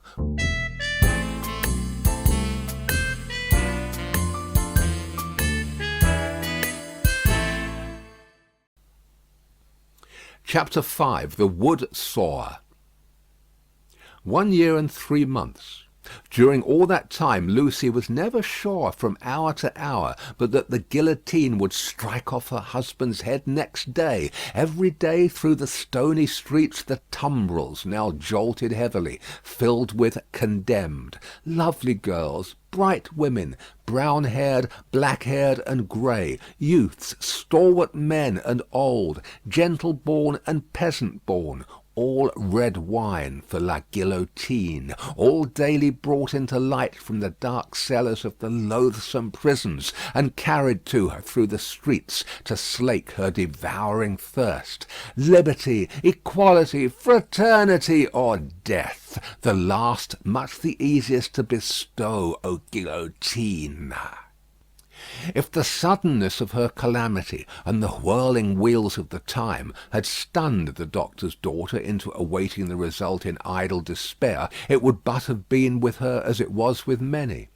But from the hour when she had taken the white head to her fresh young bosom in the garret of Saint Antoine, she had been true to her duties. She was truest to them in the season of trial, as all the quietly loyal and good will always be. As soon as they were established in their new residence, and her father had entered on the routine of his avocations, she arranged the little household as exactly as if her husband had been there. Everything had its appointed place and its appointed time. Little Lucy she taught as regularly as if they had all been united in their English home. The slight devices with which she cheated herself into the show of a belief that they would soon be reunited, the little preparations for his speedy return, the setting aside of his chair and his books, these, and the solemn prayer at night for one dear prisoner especially among the many unhappy souls in prison and the shadow of death, were almost the only outspoken reliefs of her heavy mind. She did not greatly alter in appearance. The plain dark dresses, akin to mourning dresses, which she and her child wore, were as neat and as well attended to as the brighter clothes of happy days. She lost her colour, and the old and intent expression was a constant, not an occasional thing. Otherwise she remained very pretty and comely. Sometimes at night, on kissing her father, she would burst into the grief she had repressed all day, and would say that her sole reliance under heaven was on him. He always resolutely answered, "Nothing can happen to him without my knowledge, and I know that I can save him, Lucy." They had not made the round of their changed life many weeks, when her father said to her, on coming home one evening, "My dear, there is an upper window in the prison, to which Charles can sometimes gain access at 3 in the afternoon. When he can get to it, which depends on many uncertainties and incidents, he might see you in the street, he thinks, if you stood in a certain place that I can show you. But you will not be able to see him, my poor child, and even if you could, it would be unsafe for you to make a sign of recognition." "Oh, show me the place, my father, and I will go there every day." From that time, in all weathers, she waited there 2 hours. As the clock struck 2, she was there, and at 4 she turned resignedly away. When it was not too wet or inclement for her child to be with her, they went together. At other times she was alone. But she never missed a single day. It was the dark and dirty corner of a small winding street. The hovel of a cutter of wood into lengths for burning was the only house at that end. All else was wall. On the 3rd day of her being there, he noticed her. "Good day, citizeness." "Good day, citizen." This mode of address was now prescribed by decree. It had been established voluntarily some time ago among the more thorough patriots, but was now law for everybody. "Walking here again, citizeness?" "You see me, citizen?" The Wood-Sawyer, who was a little man with a redundancy of gesture, he had once been a mender of roads, cast a glance at the prison, pointed at the prison, and putting his 10 fingers before his face to represent bars, peeped through them jocosely. "But it's not my business," said he, and went on sawing his wood. Next day he was looking out for her, and accosted her the moment she appeared. "What, walking here again, citizeness?" "Yes, citizen." "Ah, a child too. Your mother, is it not, my little citizeness?" "Do I say yes, mamma?" whispered little Lucy, drawing close to her. "Yes, dearest." "Yes, citizen." "Ah, but it is not my business. My work is my business. See my saw? I call it my little guillotine. La la la, la la la, and off his head comes." The billet fell as he spoke, and he threw it into a basket. "I call myself the Samson of the firewood guillotine. See here again, loo-loo-loo, loo-loo-loo, and off her head comes. Now a child, tickle, tickle, pickle, pickle, and off its head comes. All the family." Lucy shuddered as he threw 2 more billets into his basket, but it was impossible to be there while the wood-sawyer was at work, and not be in his sight. Thenceforth, to secure his good-will, she always spoke to him first, and often gave him drink money, which he readily received. He was an inquisitive fellow, and sometimes when she had quite forgotten him in gazing at the prison roof and grates, and in lifting her heart up to her husband, she would come to herself to find him looking at her, with his knee on his bench, and his saw stopped in its work. "But it's not my business," he would generally say at those times, and would briskly fall to his sawing again. In all weathers, in the snow and frost of winter, in the bitter winds of spring, in the hot sunshine of summer, in the rains of autumn, and again in the snow and frost of winter, Lucy passed 2 hours of every day at this place, and every day on leaving it she kissed the prison wall. Her husband saw her, so she learned from her father. It might be once in 5 or 6 times. It might be twice or thrice running. It might be not for a week or a fortnight together. It was enough that he could and did see her when the chances served, and on that possibility he would have waited out the day 7 days a week. These occupations brought her round to the December month, wherein her father walked among the terrors with a steady head. On a lightly snowing afternoon she arrived at the usual corner. It was a day of some wild rejoicing and a festival. She had seen the houses, as she came along, decorated with little pikes, and with little red caps stuck upon them; also with tricoloured ribbons; also with the standard inscription tricoloured letters were the favourite: "Republic one and indivisible, liberty, equality, fraternity, or death." The miserable shop of the Wood-Sawyer was so small that its whole surface furnished very indifferent space for this legend. He had got somebody to scrawl it up for him, however, who had squeezed death in with most inappropriate difficulty.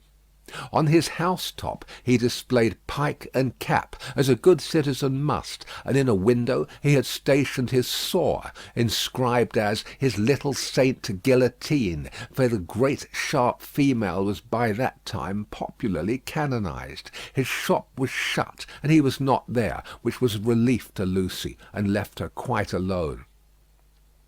But he was not far off, for presently she heard a troubled movement and a shouting coming along, which filled her with fear. A moment afterwards, and a throng of people came pouring round the corner by the prison wall, in the midst of whom was the Wood-Sawyer, hand in hand with the Vengeance. There could not be fewer than 500 people, and they were dancing like 5,000 demons. There was no other music than their own singing. They danced to the popular Revolution song, keeping a ferocious time that was like a gnashing of teeth in unison. Men and women danced together, women danced together, men danced together, as hazard had brought them together. At first they were a mere storm of coarse red caps and coarse woollen rags; but as they filled the place and stopped to dance about Lucy, some ghastly apparition of a dance figure gone raving mad arose among them. They advanced, retreated, struck at one another's hands, clutched at one another's heads, spun round alone, caught one another, and spun round in pairs, until many of them dropped. While those were down, the rest linked hand in hand, and all spun round together. Then the ring broke, and in separate rings of 2 and 4 they turned and turned until they all stopped at once, began again, struck, clutched and tore, and then reversed the spin, and all spun round another way. Suddenly they stopped again, paused, struck out the time afresh, formed into lines the width of the public way, and, with their heads low down and their hands high up, swooped screaming off. No fight could have been half so terrible as this dance. It was so emphatically a fallen sport, as something once innocent delivered over to all devilry, a healthy pastime changed into a means of angering the blood, bewildering the senses, and stealing the heart. Such grace as was visible in it made it the uglier, showing how warped and perverted all things good by nature were become. The maidenly bosom bared to this, the pretty almost child's head thus distracted, the delicate foot mincing in this slough of blood and dirt, were types of the disjointed time. This was the Carmagnole, as it passed, leaving Lucy frightened and bewildered in the doorway of the Wood-Sawyer's house. The feathery snow fell as quietly and lay as white and soft as if it had never been. "Oh, my father!" For he stood before her when she lifted up the eyes she had momentarily darkened with her hand. "Such a cruel, bad sight!" "I know, my dear, I know. I have seen it many times. Don't be frightened. Not one of them would harm you." I am not frightened for myself, my father, but when I think of my husband and the mercies of these people. We will set him above their mercies very soon. I left him climbing to the window, and I came to tell you, there is no one here to see. You may kiss your hand towards that highest shelving roof. I do so, father, and I send him my soul with it. You cannot see him, my poor dear? No, father, said Lucy, yearning and weeping as she kissed her hand. No. A footstep in the snow. Madame Defarge. I salute you, citizeness, from the doctor. I salute you, citizen. This in passing, nothing more. Madame Defarge gone like a shadow over the white road. Give me your arm, my love. Pass from here with an air of cheerfulness and courage. For his sake, that was well done. They had left the spot. It shall not be in vain. Charles is summoned for tomorrow. For tomorrow? There is no time to lose. I am well prepared, but there are precautions to be taken that could not be taken until he was actually summoned before the tribunal. He has not received the notice yet, but I know that he will presently be summoned for tomorrow and removed to the conciergerie. I have timely information. You are not afraid? She could scarcely answer. I trust in you.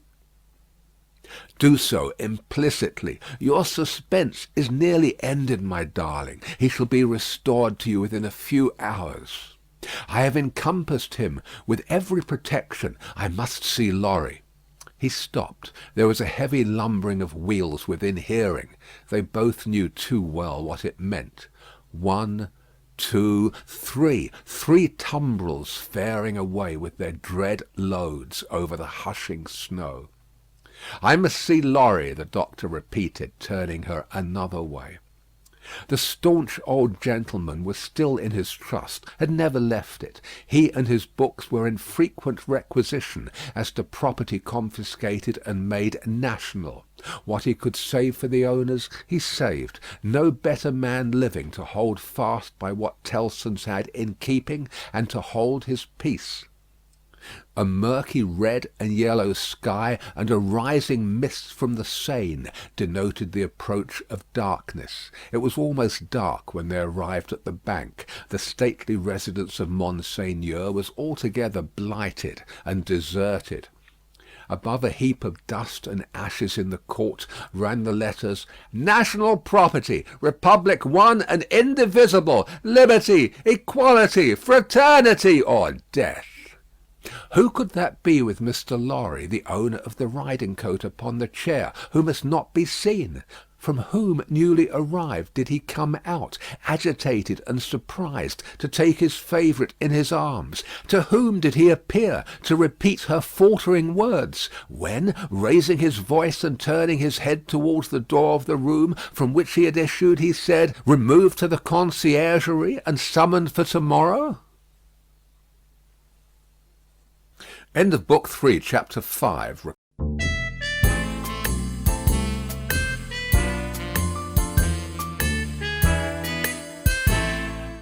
Chapter 6. Triumph.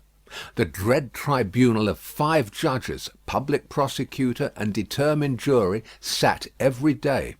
Their lists went forth every evening, and were read out by the jailers of the various prisons to their prisoners. The standard jailer joke was, "Come out and listen to the evening paper, you inside there. Charles Evrémonde called Darnay." So at last began the evening paper at La Force. When a name was called, its owner stepped apart into a spot reserved for those who were announced as being thus fatally recorded. Charles Evrémonde, called Darnay, had reason to know the usage. He had seen hundreds pass away so.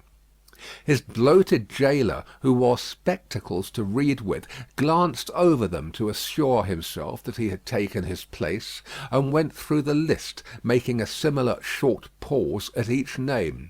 There were 23 names, but only 20 were responded to, for one of the prisoners so summoned had died in gaol and been forgotten, and 2 had already been guillotined and forgotten. The list was read in the vaulted chamber where Darnay had seen the associated awaited prisoners on the night of his arrival. Every one of those had perished in the massacre. Every human creature he had since cared for and parted with had died on the scaffold. There were hurried words of farewell and kindness, but the parting was soon over. It was the incident of every day, and the society of La Force were engaged in the preparation of some games of forfeit and a little concert for that evening. They crowded to the grates and shed tears there. But 20 places in the projected entertainments had to be refilled, and the time was at best short to the lock-up hour, when the common rooms and corridors would be delivered over to the great dogs who kept watch there through the night. The prisoners were far from insensible or unfeeling. Their ways arose out of the condition of the time. Similarly, though with a subtle difference, a species of fervour or intoxication, known, without doubt, to have led some persons to brave the guillotine unnecessarily and to die by it, was not mere boastfulness, but a wild infection of the wildly shaken public mind. In seasons of pestilence, some of us will have a secret attraction to the disease, a terrible passing inclination to die of it. And all of us have like wonders hidden in our breasts, only needing circumstances to evoke them. The passage to the conciergerie was short and dark. The night in its vermin-haunted cells was long and cold. Next day 15 prisoners were put to the bar before Charles Darnay's name was called. All the 15 were condemned, and the trials of the whole occupied an hour and a half. Charles Evrémonde, called Darnay, was at length arraigned. His judges sat upon the bench in feathered hats, but the rough red cap and tricoloured cockade was the headdress otherwise prevailing. Looking at the jury and the turbulent audience, he might have thought that the usual order of things was reversed, and that the felons were trying the honest men. The lowest, cruellest, and worst populace of a city, never without its quantity of low, cruel, and bad, were the directing spirits of the scene, noisily commenting, applauding, disapproving, anticipating, and precipitating the result without a check. Of the men, the greater part were armed in various ways. Of the women, some wore knives, some daggers, some ate and drank as they looked on, many knitted. Among these last was one, with a spare piece of knitting under her arm as she worked. She was in a front row, by the side of a man whom he had never seen since his arrival at the barrier, but whom he directly remembered as Defarge. He noticed that she once or twice whispered in his ear, and that she seemed to be his wife. But what he most noticed in the two figures was, that, although they were posted as close to himself as they could be, they never looked towards him. They seemed to be waiting for something with a dogged determination, and they looked at the jury, but at nothing else. Under the president sat Dr. Manette in his usual quiet dress. As well as the prisoner could see, he and Mr. Lorry were the only men there unconnected with the tribunal, who wore their usual clothes, and had not assumed the coarse garb of the Carmagnole. Charles Evrémonde, called Darnay, was accused by the public prosecutor as an emigrant, whose life was forfeit to the Republic, under the decree which banished all emigrants on pain of death. It was nothing that the decree bore date since his return to France. There he was, and there was the decree. He had been taken in France, and his head was demanded. "Take off his head!" cried the audience. "An enemy to the Republic!" The president rang his bell to silence those cries, and asked the prisoner whether it was not true that he had lived many years in England. Undoubtedly it was. Was he not an emigrant then? What did he call himself? Not an emigrant, he hoped, within the sense and spirit of the law. Why not? The president desired to know. because he had voluntarily relinquished a title that was distasteful to him, and a station that was distasteful to him, and had left his country. He submitted before the word emigrant in the present acceptation by the tribunal was in use, to live by his own industry in England, rather than on the industry of the overladen people of France.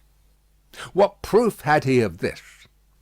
He handed in the names of two witnesses, Théophile Gabelle and Alexandre Manette. But he had married in England, the president reminded him. True, but not an Englishwoman. A citizeness of France? Yes, by birth. Her name and family? Lucy Manette, only daughter of Dr. Manette, the good physician who sits there. This answer had a happy effect upon the audience. Cries in exaltation of the well-known good physician rent the hall. So capriciously were the people moved that tears immediately rolled down several ferocious countenances which had been glaring at the prisoner a moment before, as if with impatience to pluck him out into the streets and kill him. On these few steps of his dangerous way, Charles Darnay had set his foot according to Dr. Manette's reiterated instructions. The same cautious counsel directed every step that lay before him, and had prepared every inch of his road. The president asked why had he returned to France when he did, and not sooner. He had not returned sooner, he replied, simply because he had no means of living in France, save those he had resigned, whereas, in England, he lived by giving instruction in the French language and literature. He had returned when he did, on the pressing and written entreaty of a French citizen, who represented that his life was endangered by his absence. He had come back to save a citizen's life, and to bear his testimony at whatever personal hazard to the truth. Was that criminal in the eyes of the Republic? The populace cried enthusiastically, "No!" and the president rang his bell to quiet them, which it did not, for they continued to cry "No!" until they left off of their own will. The president required the name of that citizen. The accused explained that the citizen was his first witness. He also referred with confidence to the citizen's letter, which had been taken from him at the barrier, but which he did not doubt would be found among the papers then before the president. The doctor had taken care that it should be there, had assured him that it would be there, and at this stage of the proceedings it was produced and read. Citizen Gabelle was called to confirm it, and did so. Citizen Gabelle hinted, with infinite delicacy and politeness, that in the pressure of business imposed on the tribunal by the multitude of enemies of the Republic with which it had to deal, he had been slightly overlooked in his prison of the Abbaye; in fact, had rather passed out of the tribunal's patriotic remembrance until 3 days ago, when he had been summoned before it, and had been set at liberty on the jury's declaring themselves satisfied that the accusation against him was answered, as to himself, by the surrender of the citizen Evrémonde, called Darnay. Dr. Manette was next questioned. His high personal popularity and the clearness of his answers made a great impression. But as he proceeded, as he showed that the accused was his first friend on his release from his long imprisonment, that the accused had remained in England, always faithful and devoted to his daughter and himself in their exile, that, so far from being in favour with the aristocrat government there, he had actually been tried for his life by it as the foe of England and friend of the United States. As he brought these circumstances into view with the greatest discretion and with the straightforward force of truth and earnestness, the jury and the populace became one. At last, when he appealed by name to Monsieur Lorry, an English gentleman then and there present, who, like himself, had been a witness on that English trial and could corroborate his account of it, the jury declared that they had heard enough, and that they were ready with their votes if the president were content to receive them. At every vote the jurymen voted aloud and individually. The populace set up a shout of applause. All the voices were in the prisoner's favour, and the president declared him free. Then began one of those extraordinary scenes with which the populace sometimes gratified their fickleness, or their better impulses towards generosity and mercy, or which they regarded as some set-off against their swollen account of cruel rage. No man can decide now to which of these motives such extraordinary scenes were referable. It is probable to a blending of all the three, with the second predominating. No sooner was the acquittal pronounced than tears were shed as freely as blood at another time, and such fraternal embraces were bestowed upon the prisoner by as many of both sexes as could rush at him, that after his long and unwholesome confinement he was in danger of fainting from exhaustion. None the less, because he knew very well that the very same people, carried by another current, would have rushed at him with the very same intensity to rend him to pieces and strew him over the streets. His removal, to make way for other accused persons who were to be tried, rescued him from these caresses for the moment. 5 were to be tried together next, as enemies of the Republic, forasmuch as they had not assisted it by word or deed. So quick was the tribunal to compensate itself and the nation for a chance lost, that these 5 came down to him before he left the place, condemned to die within 24 hours. The first of them told him so, with the customary prison sign of death, a raised finger, and they all added in words, "Long live the Republic." The 5 had had, it is true, no audience to lengthen their proceedings, for when he and Dr. Manette emerged from the gate, there was a great crowd about it, in which there seemed to be every face he had seen in court, except 2, for which he looked in vain. On his coming out, the concourse made at him anew, weeping, embracing, and shouting, all by turns and all together, until the very tide of the river on the bank of which the mad scene was acted seemed to run mad like the people on the shore. They put him into a great chair they had among them, and which they had taken either out of the court itself or one of its rooms or passages. Over the chair they had thrown a red flag, and to the back of it they had bound a pike with a red cap on its top. In this car of triumph not even the doctor's entreaties could prevent his being carried to his home on men's shoulders, with a confused sea of red caps heaving about him, and casting up to sight from the stormy deep such wrecks of faces that he more than once misdoubted his mind being in confusion, and that he was in the tumbril on his way to the guillotine. In wild, dreamlike procession, embracing whom they met and pointing him out, they carried him on, reddening the snowy streets with the prevailing republican colour, in winding and tramping through them, as they had reddened them below the snow with a deeper dye. They carried him thus into the courtyard of the building where he lived. Her father had gone on before to prepare her, and when her husband stood upon his feet, she dropped insensible in his arms.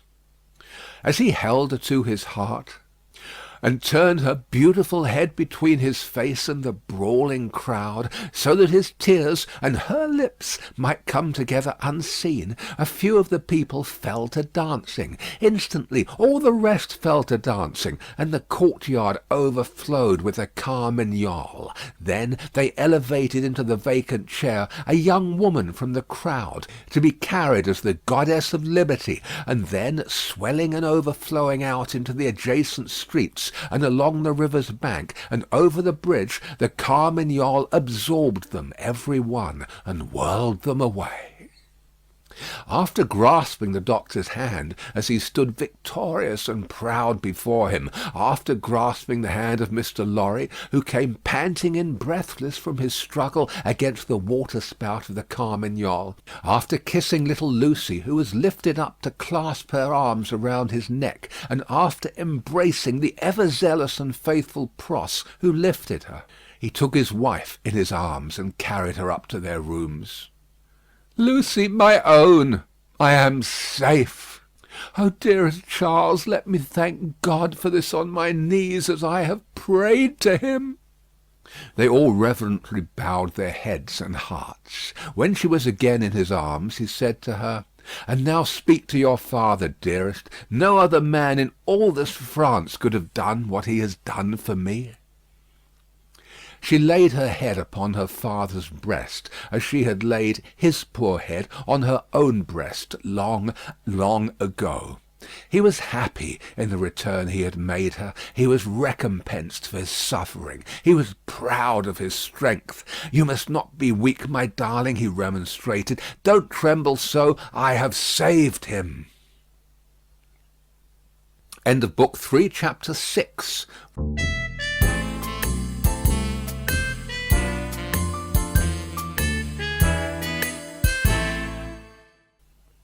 Chapter 7. A knock at the door. I have saved him. It was not another of the dreams in which he had often come back. He was really there, and yet his wife trembled, and a vague but heavy fear was upon her. All the air round was so thick and dark, the people were so passionately revengeful and fitful, the innocent were so constantly put to death on vague suspicion and black malice, it was so impossible to forget that many as blameless as her husband, and as dear to others as he was to her, every day shared the fate from which she had been clutched, that her heart could not be as lightened of its load as she felt it ought to be. The shadows of the wintry afternoon were beginning to fall, and even now the dreadful carts were rolling through the streets. Her mind pursued them, looking for him among the condemned, and then she clung closer to his real presence and trembled more.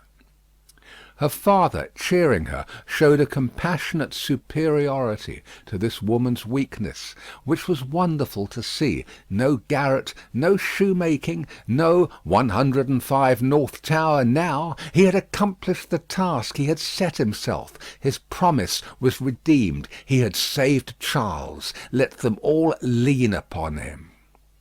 Their housekeeping was of a very frugal kind, not only because that was the safest way of life, involving the least offence to the people, but because they were not rich, and Charles, throughout his imprisonment, had had to pay heavily for his bad food, and for his guard, and towards the living of the poorer prisoners. Partly on this account, and partly to avoid a domestic spy, they kept no servant. The citizen and citizeness, who acted as porters at the courtyard gate, rendered them occasional service, and Jerry, almost wholly transferred to them by Mr. Lorry, had become their daily retainer, and had his bed there every night.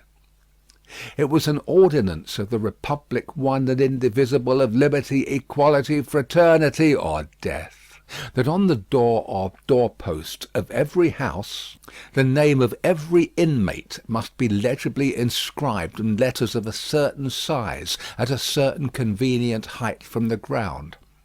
Mr. Jerry Cruncher's name, therefore, duly embellished the doorpost down below, and as the afternoon shadows deepened, the owner of that name himself appeared, from overlooking a painter whom Dr. Manette had employed to add to the list the name of Charles Evremond, called Darnay. In the universal fear and distrust that darkened the time, all the usual harmless ways of life were changed. In the doctor's little household, as in very many others, the articles of daily consumption that were wanted were purchased every evening in small quantities and at various small shops. To avoid attracting notice, and to give as little occasion as possible for talk and envy, was the general desire. For some months past, Miss Pross and Mr. Cruncher had discharged the office of purveyors, the former carrying the money, the latter the basket. Every afternoon, at about the time when the public lamps were lighted, they fared forth on this duty, and made and brought home such purchases as were needful. Although Miss Pross, through her long association with a French family, might have known as much of their language as of her own, if she had had a mind, she had no mind in that direction. Consequently, she knew no more of that nonsense, as she was pleased to call it, than Mr. Cruncher did. So her manner of marketing was to plump a noun substantive at the head of a shopkeeper without any introduction in the nature of an article, and, if it happened not to be the name of the thing she wanted, to look round for that thing, lay hold of it, and hold on by it until the bargain was concluded. She always made a bargain for it by holding up as a statement of its just price one finger less than the merchant held up, whatever his number might be. "Now, Mr. Cruncher," said Miss Pross, whose eyes were red with felicity, "if you are ready, I am." Jerry hoarsely professed himself at Miss Pross's service. He had worn all his rust off long ago, but nothing would file his spiky head down. "There's all manner of things wanted," said Miss Pross, "and we shall have a precious time of it. We want wine among the rest. Nice toasts these redheads will be drinking, wherever we buy it."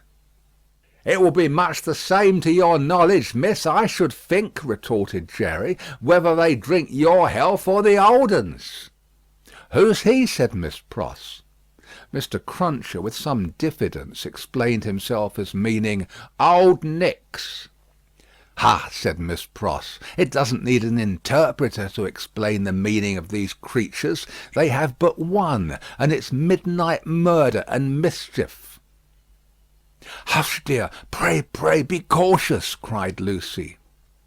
Yes, I'll be cautious," said Miss Pross, "but I may say among ourselves that I do hope there will be no oniony and tobacco-y smotherings in the form of embracings all round going on in the streets. Now, Ladybird, never you stir from that fire till I come back. Take care of the dear husband you have recovered, and don't move your pretty head from his shoulder, as you have it now, till you see me again.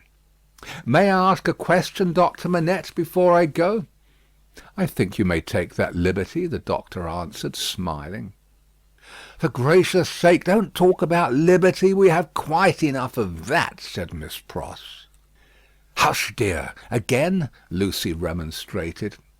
"Well, my sweet," said Miss Pross, nodding her head emphatically, "the short and the long of it is that I am a subject of his most gracious Majesty King George III."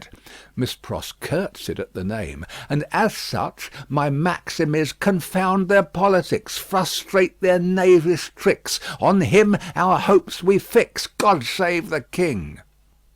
Mr. Cruncher, in an excess of loyalty, growlingly repeated the words after Miss Pross, like somebody at church. "I'm glad you have so much of the Englishman in you, though I wish you had never taken that cold in your voice," said Miss Pross, approvingly. "But a question, Dr. Manette. Is there—" It was the good creature's way to affect to make light of anything that was a great anxiety with them all, and to come at it in this chance manner. "Is there any prospect yet of our getting out of this place?" "I fear not yet. It would be dangerous for Charles yet." "Hey, ho, hum," said Miss Pross, cheerfully repressing a sigh as she glanced at her darling's golden hair in the light of the fire. "Then we must have patience and wait. That's all. We must hold up our heads and fight low, as my brother Solomon used to say. Now, Mr. Cruncher, don't you move, Ladybird." They went out, leaving Lucy and her husband, her father, and the child by a bright fire. Mr. Lorry was expected back presently from the banking-house. Miss Pross had lighted the lamp, but had put it aside in a corner, that they might enjoy the firelight undisturbed. Little Lucy sat by her grandfather with her hands clasped through his arm, and he, in a tone not rising much above a whisper, began to tell her a story of a great and powerful fairy who had opened a prison wall and let out a captive who had once done the fairy a service. All was subdued and quiet, and Lucy was more at ease than she had been.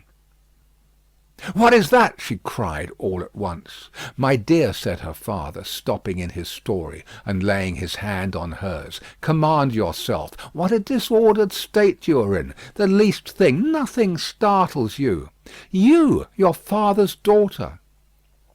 "I thought, my father," said Lucy, excusing herself, with a pale face and in a faltering voice, "that I heard strange feet upon the stairs." "My love, the staircase is as still as death." As he said the word, a blow was struck upon the door. "Oh, father, father, what can this be? Hide Charles, save him!" "My child," said the doctor, rising and laying his hand upon her shoulder, "I have saved him. What weakness is this, my dear? Let me go to the door." He took the lamp in his hand, crossed the two intervening outer rooms, and opened it. A rude clattering of feet over the floor, and 4 rough men in red caps, armed with sabres and pistols, entered the room. "The citizen Evrémonde, called Darnay," said the first. "Who seeks him?" answered Darnay. "I seek him. We seek him. I know you, Evrémonde. I saw you before the tribunal to-day. You are again the prisoner of the Republic." The 4 surrounded him, where he stood with his wife and child clinging to him. "Tell me how and why am I again a prisoner?" "It is enough that you return straight to the conciergerie, and will know to-morrow. You are summoned for to-morrow." Doctor Manette, whom this visitation had so turned into stone that he stood with the lamp in his hand as if bewoe a statue made to hold it, moved after these words were spoken, put the lamp down, and, confronting the speaker, and taking him not ungently by the loose front of his red woollen shirt, said, "You know him, you have said. Do you know me?" "Yes, I know you, citizen doctor." "We all know you, citizen doctor," said the other 3. He looked abstractedly from one to another, and said in a lower voice, after a pause, "Will you answer his question to me, then? How does this happen?" "Citizen doctor," said the first, reluctantly, "he has been denounced to the section of Saint Antoine. This citizen," pointing out the second who had entered, "is from Saint Antoine." The citizen here indicated nodded his head, and added, "He is accused by Saint Antoine." "Of what?" asked the doctor. "Citizen doctor," said the first with his former reluctance, "ask no more. If the Republic demands sacrifices from you, without doubt you as a good patriot will be happy to make them. The Republic goes before all. The people is supreme. Evrémonde, we are pressed." "One word," the doctor entreated. "Will you tell me who denounced him?" "It is against rule," answered the first. "But you can ask him of Saint Antoine here." The doctor turned his eyes upon that man, who moved uneasily on his feet, rubbed his beard a little, and at length said, "Well, truly it is against rule. But he is denounced, and gravely, by the citizen and citizeness Defarge, and by one other." "What other?" "Do you ask, citizen doctor?" "Yes." "Then," said he of Saint Antoine, with a strange look, "you will be answered to-morrow. Now I am dumb." End of Book 3, Chapter 7.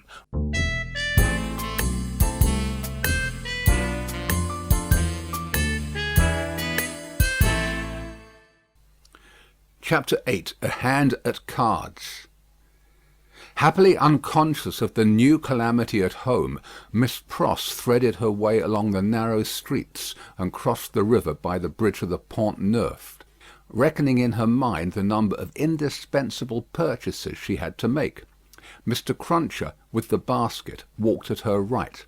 They both looked to the right and to the left into most of the shops they passed, had a wary eye for all gregarious assemblages of people, and turned out of their road to avoid any very excited group of talkers. It was a raw evening, and the misty river, blurred to the eye with blazing lights and to the ear with harsh noises, showed where the barges were stationed in which the smiths worked making guns for the army of the Republic. Woe to the man who played tricks with that army, or got undeserved promotion in it. Better for him that his beard had never grown, for the national razor shaved him close. Having purchased a few small articles of grocery and a measure of oil for the lamp, Miss Pross bethought herself of the wine they wanted. After peeping into several wine shops, she stopped at the sign of the good republican Brutus of Antiquity, not far from the National Palace, once and twice the Tuileries, where the aspect of things rather took her fancy. It had a quieter look than any other place of the same description they had passed, and, though red with patriotic caps, was not so red as the rest. Sounding Mr. Cruncher, and finding him of her opinion, Miss Pross resorted to the good republican Brutus of Antiquity, attended by her cavalier. Slightly observant of the smoky lights, of the people, pipe in mouth, playing with limp cards and yellow dominoes, of the one bare-breasted, bare-armed, soot-begrimed workman reading a journal aloud, and of the others listening to him, of the weapons worn or laid aside to be resumed, of the 2 or 3 customers fallen forward asleep, who in the popular high-shouldered shaggy black spencer looked, in that attitude, like slumbering bears or dogs. The 2 outlandish customers approached the counter, and showed what they wanted. As their wine was measuring out, a man parted from another man in a corner, and rose to depart. In going he had to face Miss Pross.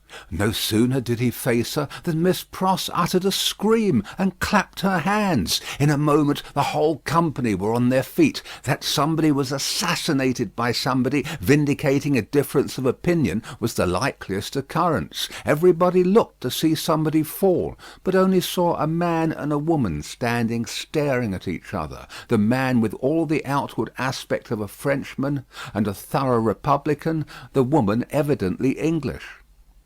What was said in this disappointing anticlimax by the disciples of the good republican Brutus of Antiquity, except that it was something very voluble and loud, would have been as so much Hebrew or Chaldean to Miss Pross and her protector, though they had been all ears. But they had no ears for anything in their surprise, for it must be recorded that not only was Miss Pross lost in amazement and agitation, but Mr. Cruncher, though it seemed on his own separate and individual account, was in a state of the greatest wonder. "What is the matter?" said the man who had caused Miss Pross to scream, speaking in a vexed, abrupt voice, though in a low tone, and in English. "Oh, Solomon, dear Solomon!" cried Miss Pross, clapping her hands again. "After not setting eyes upon you or hearing of you for so long a time, do I find you here?" "Don't call me Solomon. Do you want to be the death of me?" asked the man in a furtive, frightened way. "Brother, brother!" cried Miss Pross, bursting into tears. "Have I ever been so hard with you that you ask me such a cruel question?" "Then hold your meddlesome tongue," said Solomon, "and come out if you want to speak to me. Pay for your wine and come out. Who's this man?" Miss Pross, shaking her loving and dejected head at her by no means affectionate brother, said through her tears, "Mr. Cruncher." "Let him come out too," said Solomon. "Does he think me a ghost?" Apparently Mr. Cruncher did, to judge from his looks. He said not a word, however, and Miss Pross, exploring the depths of her reticule through her tears with great difficulty, paid for her wine. As she did so, Solomon turned to the followers of the good republican Brutus of Antiquity, and offered a few words of explanation in the French language, which caused them all to relapse into their former places and pursuits. "Now," said Solomon, stopping at the dark street corner, "what do you want?" "How dreadfully unkind in a brother nothing has ever turned my love away from," cried Miss Pross, "to give me such a greeting and show me no affection." "There, confound it, there," said Solomon, making a dab at Miss Pross's lips with his own. "Now, are you content?"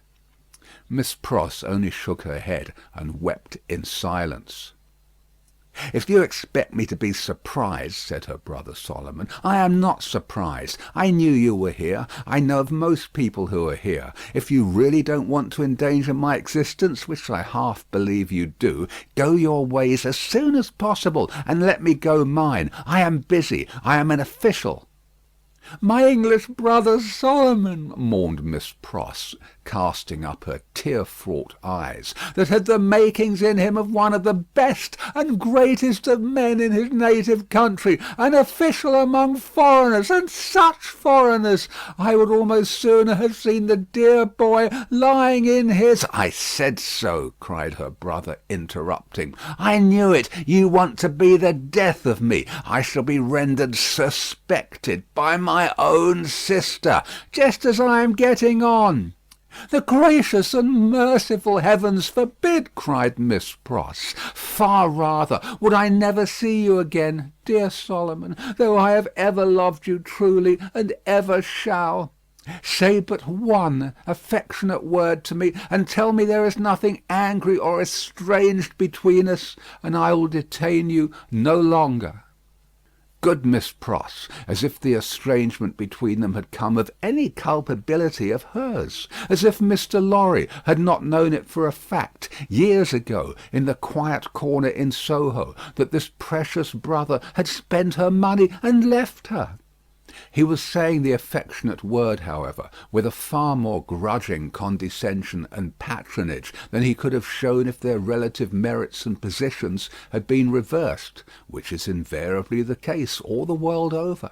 When Mr. Cruncher, touching him on the shoulder, hoarsely and unexpectedly interposed with the following singular question: "I say, might I ask the favour as to whether your name is John Solomon or Solomon John?"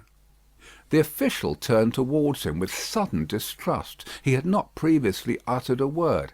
"Come," said Mr. Cruncher, "speak out, you know," which, by the way, was more than he could do himself.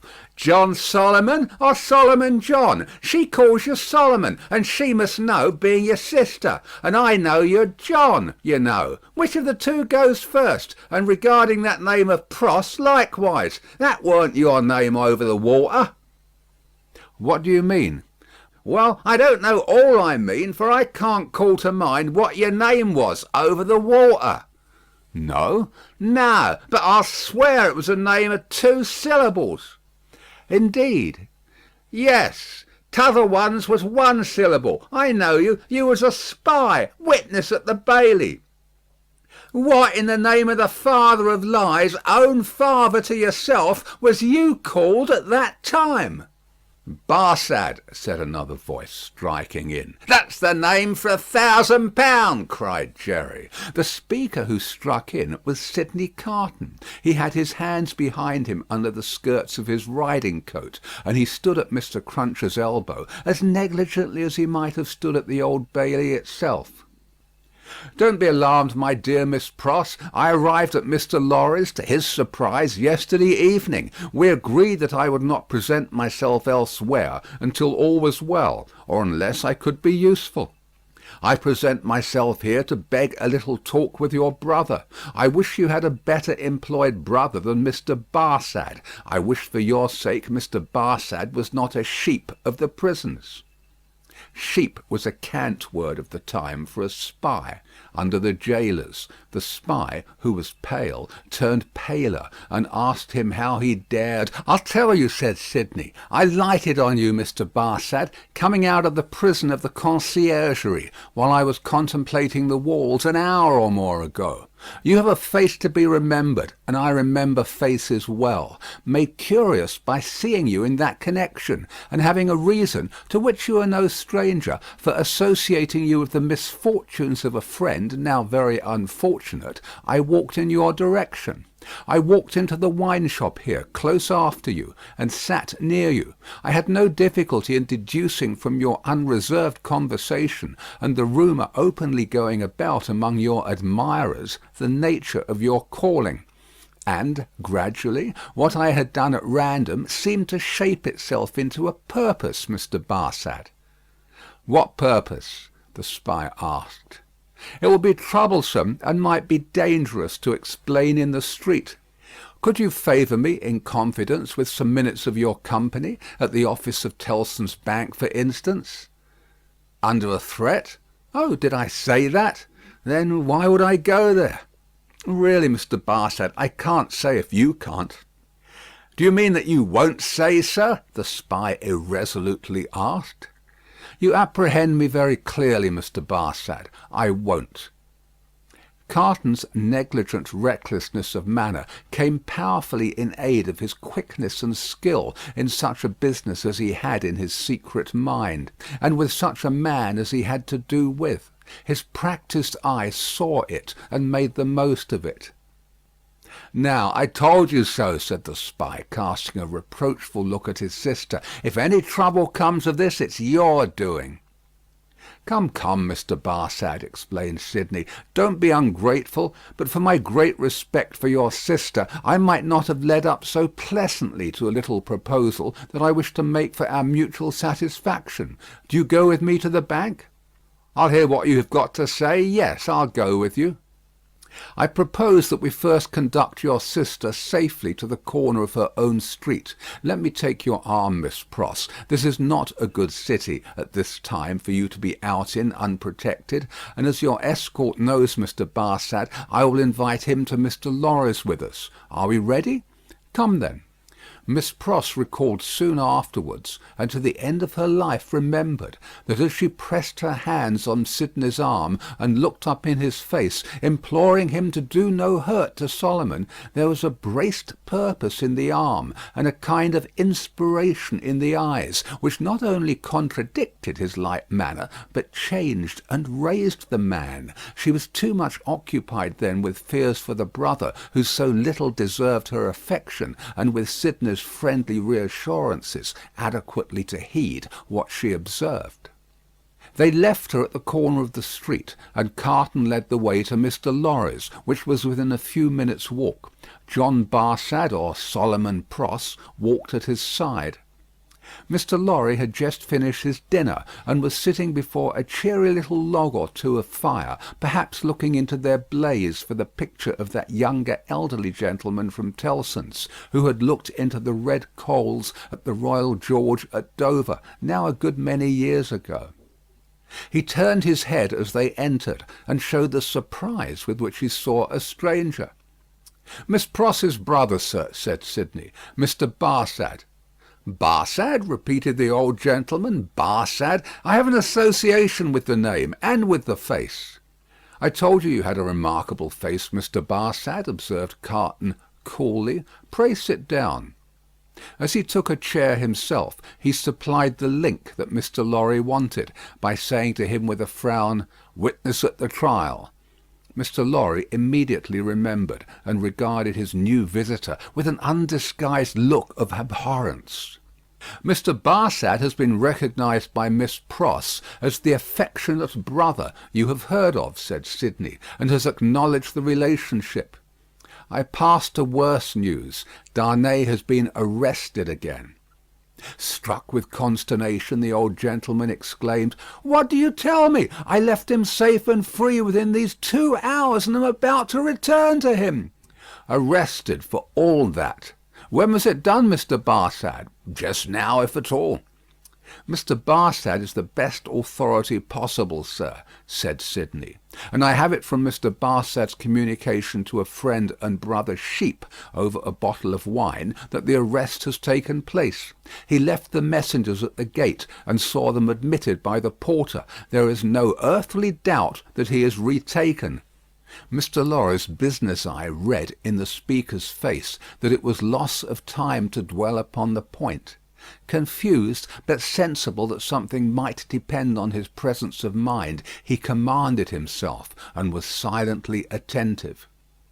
"Now, I trust," said Sidney to him, "that the name and influence of Doctor Manette may stand him in as good stead to-morrow. You said he would be before the tribunal again to-morrow, Mr. Barsad?" "Yes, I believe so." "In as good stead to-morrow as to-day, but it may not be so.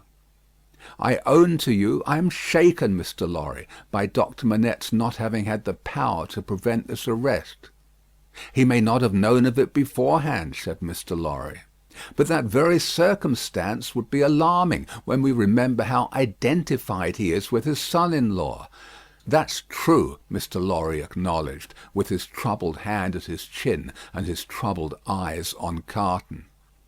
In short, said Sidney, this is a desperate time, when desperate games are played for desperate stakes. Let the doctor play the winning game, I will play the losing one. No man's life here is worth purchase. Any one carried home by the people to-day may be condemned to-morrow. Now, the stake I have resolved to play for, in case of the worst, is a friend in the conciergerie. And the friend I purpose to myself to win is Mr. Barsad. You need have good cards, sir, said the spy. I'll run them over. I'll see what I hold. Mr. Lorry, you know what a brute I am. I wish you'd give me a little brandy. It was put before him, and he drank off a glassful, drank off another glassful, pushed the bottle thoughtfully away. Mr. Barsad, he went on, in the tone of one who really was looking over a hand at cards, sheep of the prisons, emissary of Republican committees, now turnkey, now prisoner, always spy and secret informer, so much the more valuable here for being English, that an Englishman is less open to suspicion of subornation in these characters than a Frenchman, represents himself to his employers under a false name. That's a very good card. Mr. Barsad, now in the employ of the Republican French government, was formerly in the employ of the aristocratic English government, the enemy of France and freedom. That's an excellent card. Inference clear as day in this region of suspicion that Mr. Barsad, still in the pay of the aristocratic English government, is the spy of Pitt, the treacherous foe of the Republic, crouching in its bosom, the English traitor, an agent of all mischief, so much spoken of and so difficult to find. That's a card not to be beaten. Have you followed my hand, Mr. Barsad? Not to understand your play, returned the spy, somewhat uneasily. I play my ace, denunciation of Mr. Barsad to the nearest section committee. Look over your hand, Mr. Barsad, and see what you have. Don't hurry. He drew the bottle near, poured out another glassful of brandy, and drank it off. He saw that the spy was fearful of his drinking himself into a fit state for the immediate denunciation of him. Seeing it, he poured out and drank another glassful. Look over your hand carefully, Mr. Barsad. Take time. It was a poorer hand than he suspected. Mr. Barsad saw losing cards in it that Sidney Carton knew nothing of. Thrown out of his honourable employment in England through too much unsuccessful hard swearing there, not because he was not wanted there. Our English reasons for vaunting our superiority to secrecy and spies are of very modern date. He knew that he had crossed the Channel and accepted service in France, first as a tempter and an eavesdropper among his own countrymen there, gradually as a tempter and an eavesdropper among the natives. He knew that under the overthrown government he had been a spy upon Saint Antoine and Defarge's wine shop, had received from the watchful police such heads of information concerning Dr. Manette's imprisonment, release, and history, as should serve him for an introduction to familiar conversation with the Defarges, and tried them on Madame Defarge, and had broken down with them signally. He always remembered with fear and trembling that that terrible woman had knitted when he talked with her, and had looked ominously at him as her fingers moved. He had since seen her in the section of Saint Antoine over and over again produce her knitted registers and denounce people whose lives the guillotine then surely swallowed up. He knew, as every one employed as he was did, that he was never safe, that flight was impossible, that he was tied fast under the shadow of the axe, and that in spite of his utmost tergiversation and treachery in furtherance of the reigning terror, a word might bring it down upon him. Once denounced, and on such grave grounds as had just now been suggested to his mind, he foresaw that the dreadful woman of whose unrelenting character he had seen many proofs would produce against him that fatal register, and would quash his last chance of life.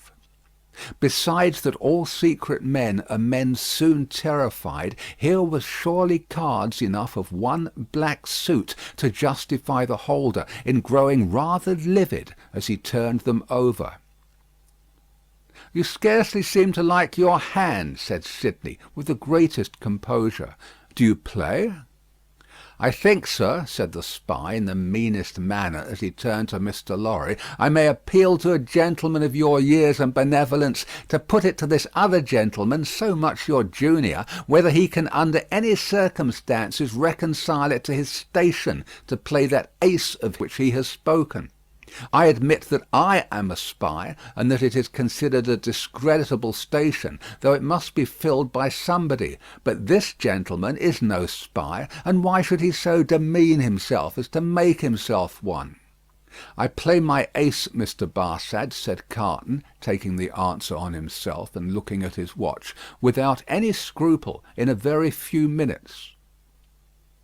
"I should have hoped, gentlemen both," said the spy, always striving to hook Mr. Lorry into the discussion, "that your respect for my sister—" "I could not better testify my respect for your sister than by finally relieving her of her brother," said Sidney Carton. "You think not, sir?"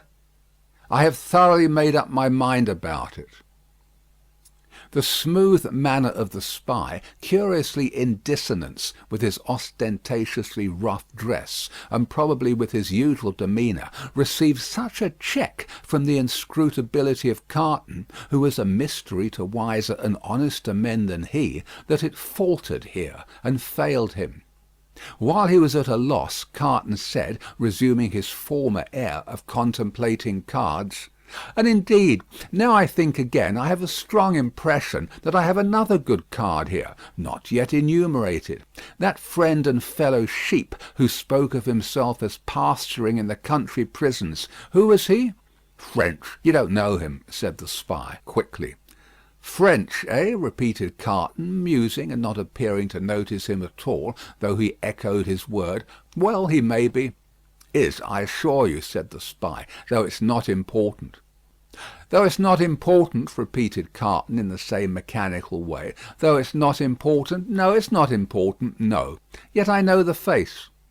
"I think not. I am sure not. It can't be," said the spy.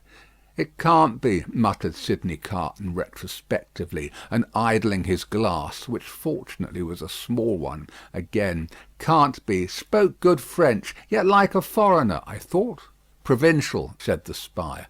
"No, foreign," cried Carton, striking his open hand on the table as a light broke clearly on his mind. "Cly, disguised, but the same man. We had that man before us at the Old Bailey." "Now, there you are hasty, sir," said Barsad, with a smile that gave his aquiline nose an extra inclination to one side. "There you really give me an advantage over you. Cly, who I will unreservedly admit at this distance of time was a partner of mine, has been dead several years. I attended him in his last illness. He was buried in London, at the church of St. Pancras in the Fields. His unpopularity with the blackguard multitude at the moment prevented my following his remains, but I helped to lay him in his coffin." Here Mr. Lorry became aware, from where he sat, of a most remarkable goblin shadow on the wall. Tracing it to its source, he discovered it to be caused by the sudden, extraordinary rising and stiffening of all the risen and stiff hair on Mr. Cruncher's head. "Let us be reasonable," said the spy, "and let us be fair. To show you how mistaken you are, and what an unfounded assumption yours is, I will lay before you a certificate of Cly's burial, which I happen to have carried in my pocket-book." With a hurried hand he produced and opened it. "Ever since. There it is. Oh, look at it, look at it. You may take it in your hand. It's no forgery." Here Mr. Lorry perceived the reflection on the wall to elongate, and Mr. Cruncher rose and stepped forward. His hair could not have been more violently on end if it had been that moment dressed by the cow with the crumpled horn in the house that Jack built. Unseen by the spy, Mr. Cruncher stood at his side and touched him on the shoulder like a ghostly bailiff. "That there Roger Cly, master," said Mr. Cruncher, with a taciturn and iron-bound visage. "So you put him in his coffin?" "I did." "Who took him out of it?" Barsad leaned back in his chair and stammered, "What do you mean?" "I mean," said Mr. Cruncher, "that he warn't never in it. No, not he. I'll have me head took off if he was ever in it." The spy looked round at the two gentlemen. They both looked in unspeakable astonishment at Jerry. "I tell you," said Jerry, "that you buried paving stones and earth in that there coffin." "Don't go and tell me that you buried Cly. It was a take-in. Me and two more knows it." "How do you know it?" "What's that to you, ecod?" growled Mr. Cruncher. "It's you I've got a old grudge against, is it, with your shameful impositions upon tradesmen? I'd catch hold of your throat and choke you for half a guinea." Sidney Carton, who with Mr. Lorry had been lost in amazement at this turn of the business, here requested Mr. Cruncher to moderate and explain himself. "At another time, sir," he returned evasively. "The present time is ill convenient for explaining. What I stand to is, that he knows well what that there Cly was never in that there coffin. Let him say he was, in so much as a word of one syllable, and I'll either catch hold of his throat and choke him for half a guinea." Mr. Cruncher dwelt upon this as quite a liberal offer. "Or I'll out and announce him." "Humph, I see one thing," said Carton. "I hold another card, Mr. Barsad. Impossible here in raging Paris, with suspicion filling the air, for you to outlive denunciation, when you are in communication with another aristocratic spy of the same antecedents as yourself, who, moreover, has the mystery about him of having feigned death and come to life again. A plot in the prisons of the foreigner against the Republic, a strong card, a certain guillotine card. Do you play?" "No," returned the spy. "I throw up. I confess that we were so unpopular with the outrageous mob that I only got away from England at the risk of being ducked to death, and that Cly was so ferreted up and down that he never would have got away at all but for that sham. Though how this man knows it was a sham is a wonder of wonders to me." "Never you trouble your head about this man," retorted the contentious Mr. Cruncher. "You'll have trouble enough with giving your attention to that gentleman. And look here, once more." Mr. Cruncher could not be restrained from making rather an ostentatious parade of his liberality. "I'd catch hold of your throat and choke you for half a guinea." The sheep of the prisons turned from him to Sidney Carton, and said with more decision, "It has come to a point. I go on duty soon, and can't overstay my time. You told me you had a proposal. What is it? Now, it is of no use asking too much of me. Ask me to do anything in my office, putting my head in great extra danger, and I'd better trust my life to the chances of a refusal than the chances of consent. In short, I should make that choice. You talk of desperation. We are all desperate here. Remember, I may denounce you if I think proper, and I can swear my way through stone walls, and so can others. Now, what do you want with me?" "Not very much." "You are a turnkey at the conciergerie?" "I tell you once for all, there is no such thing as an escape possible," said the spy firmly. "Why need you tell me what I have not asked? You are a turnkey at the conciergerie?"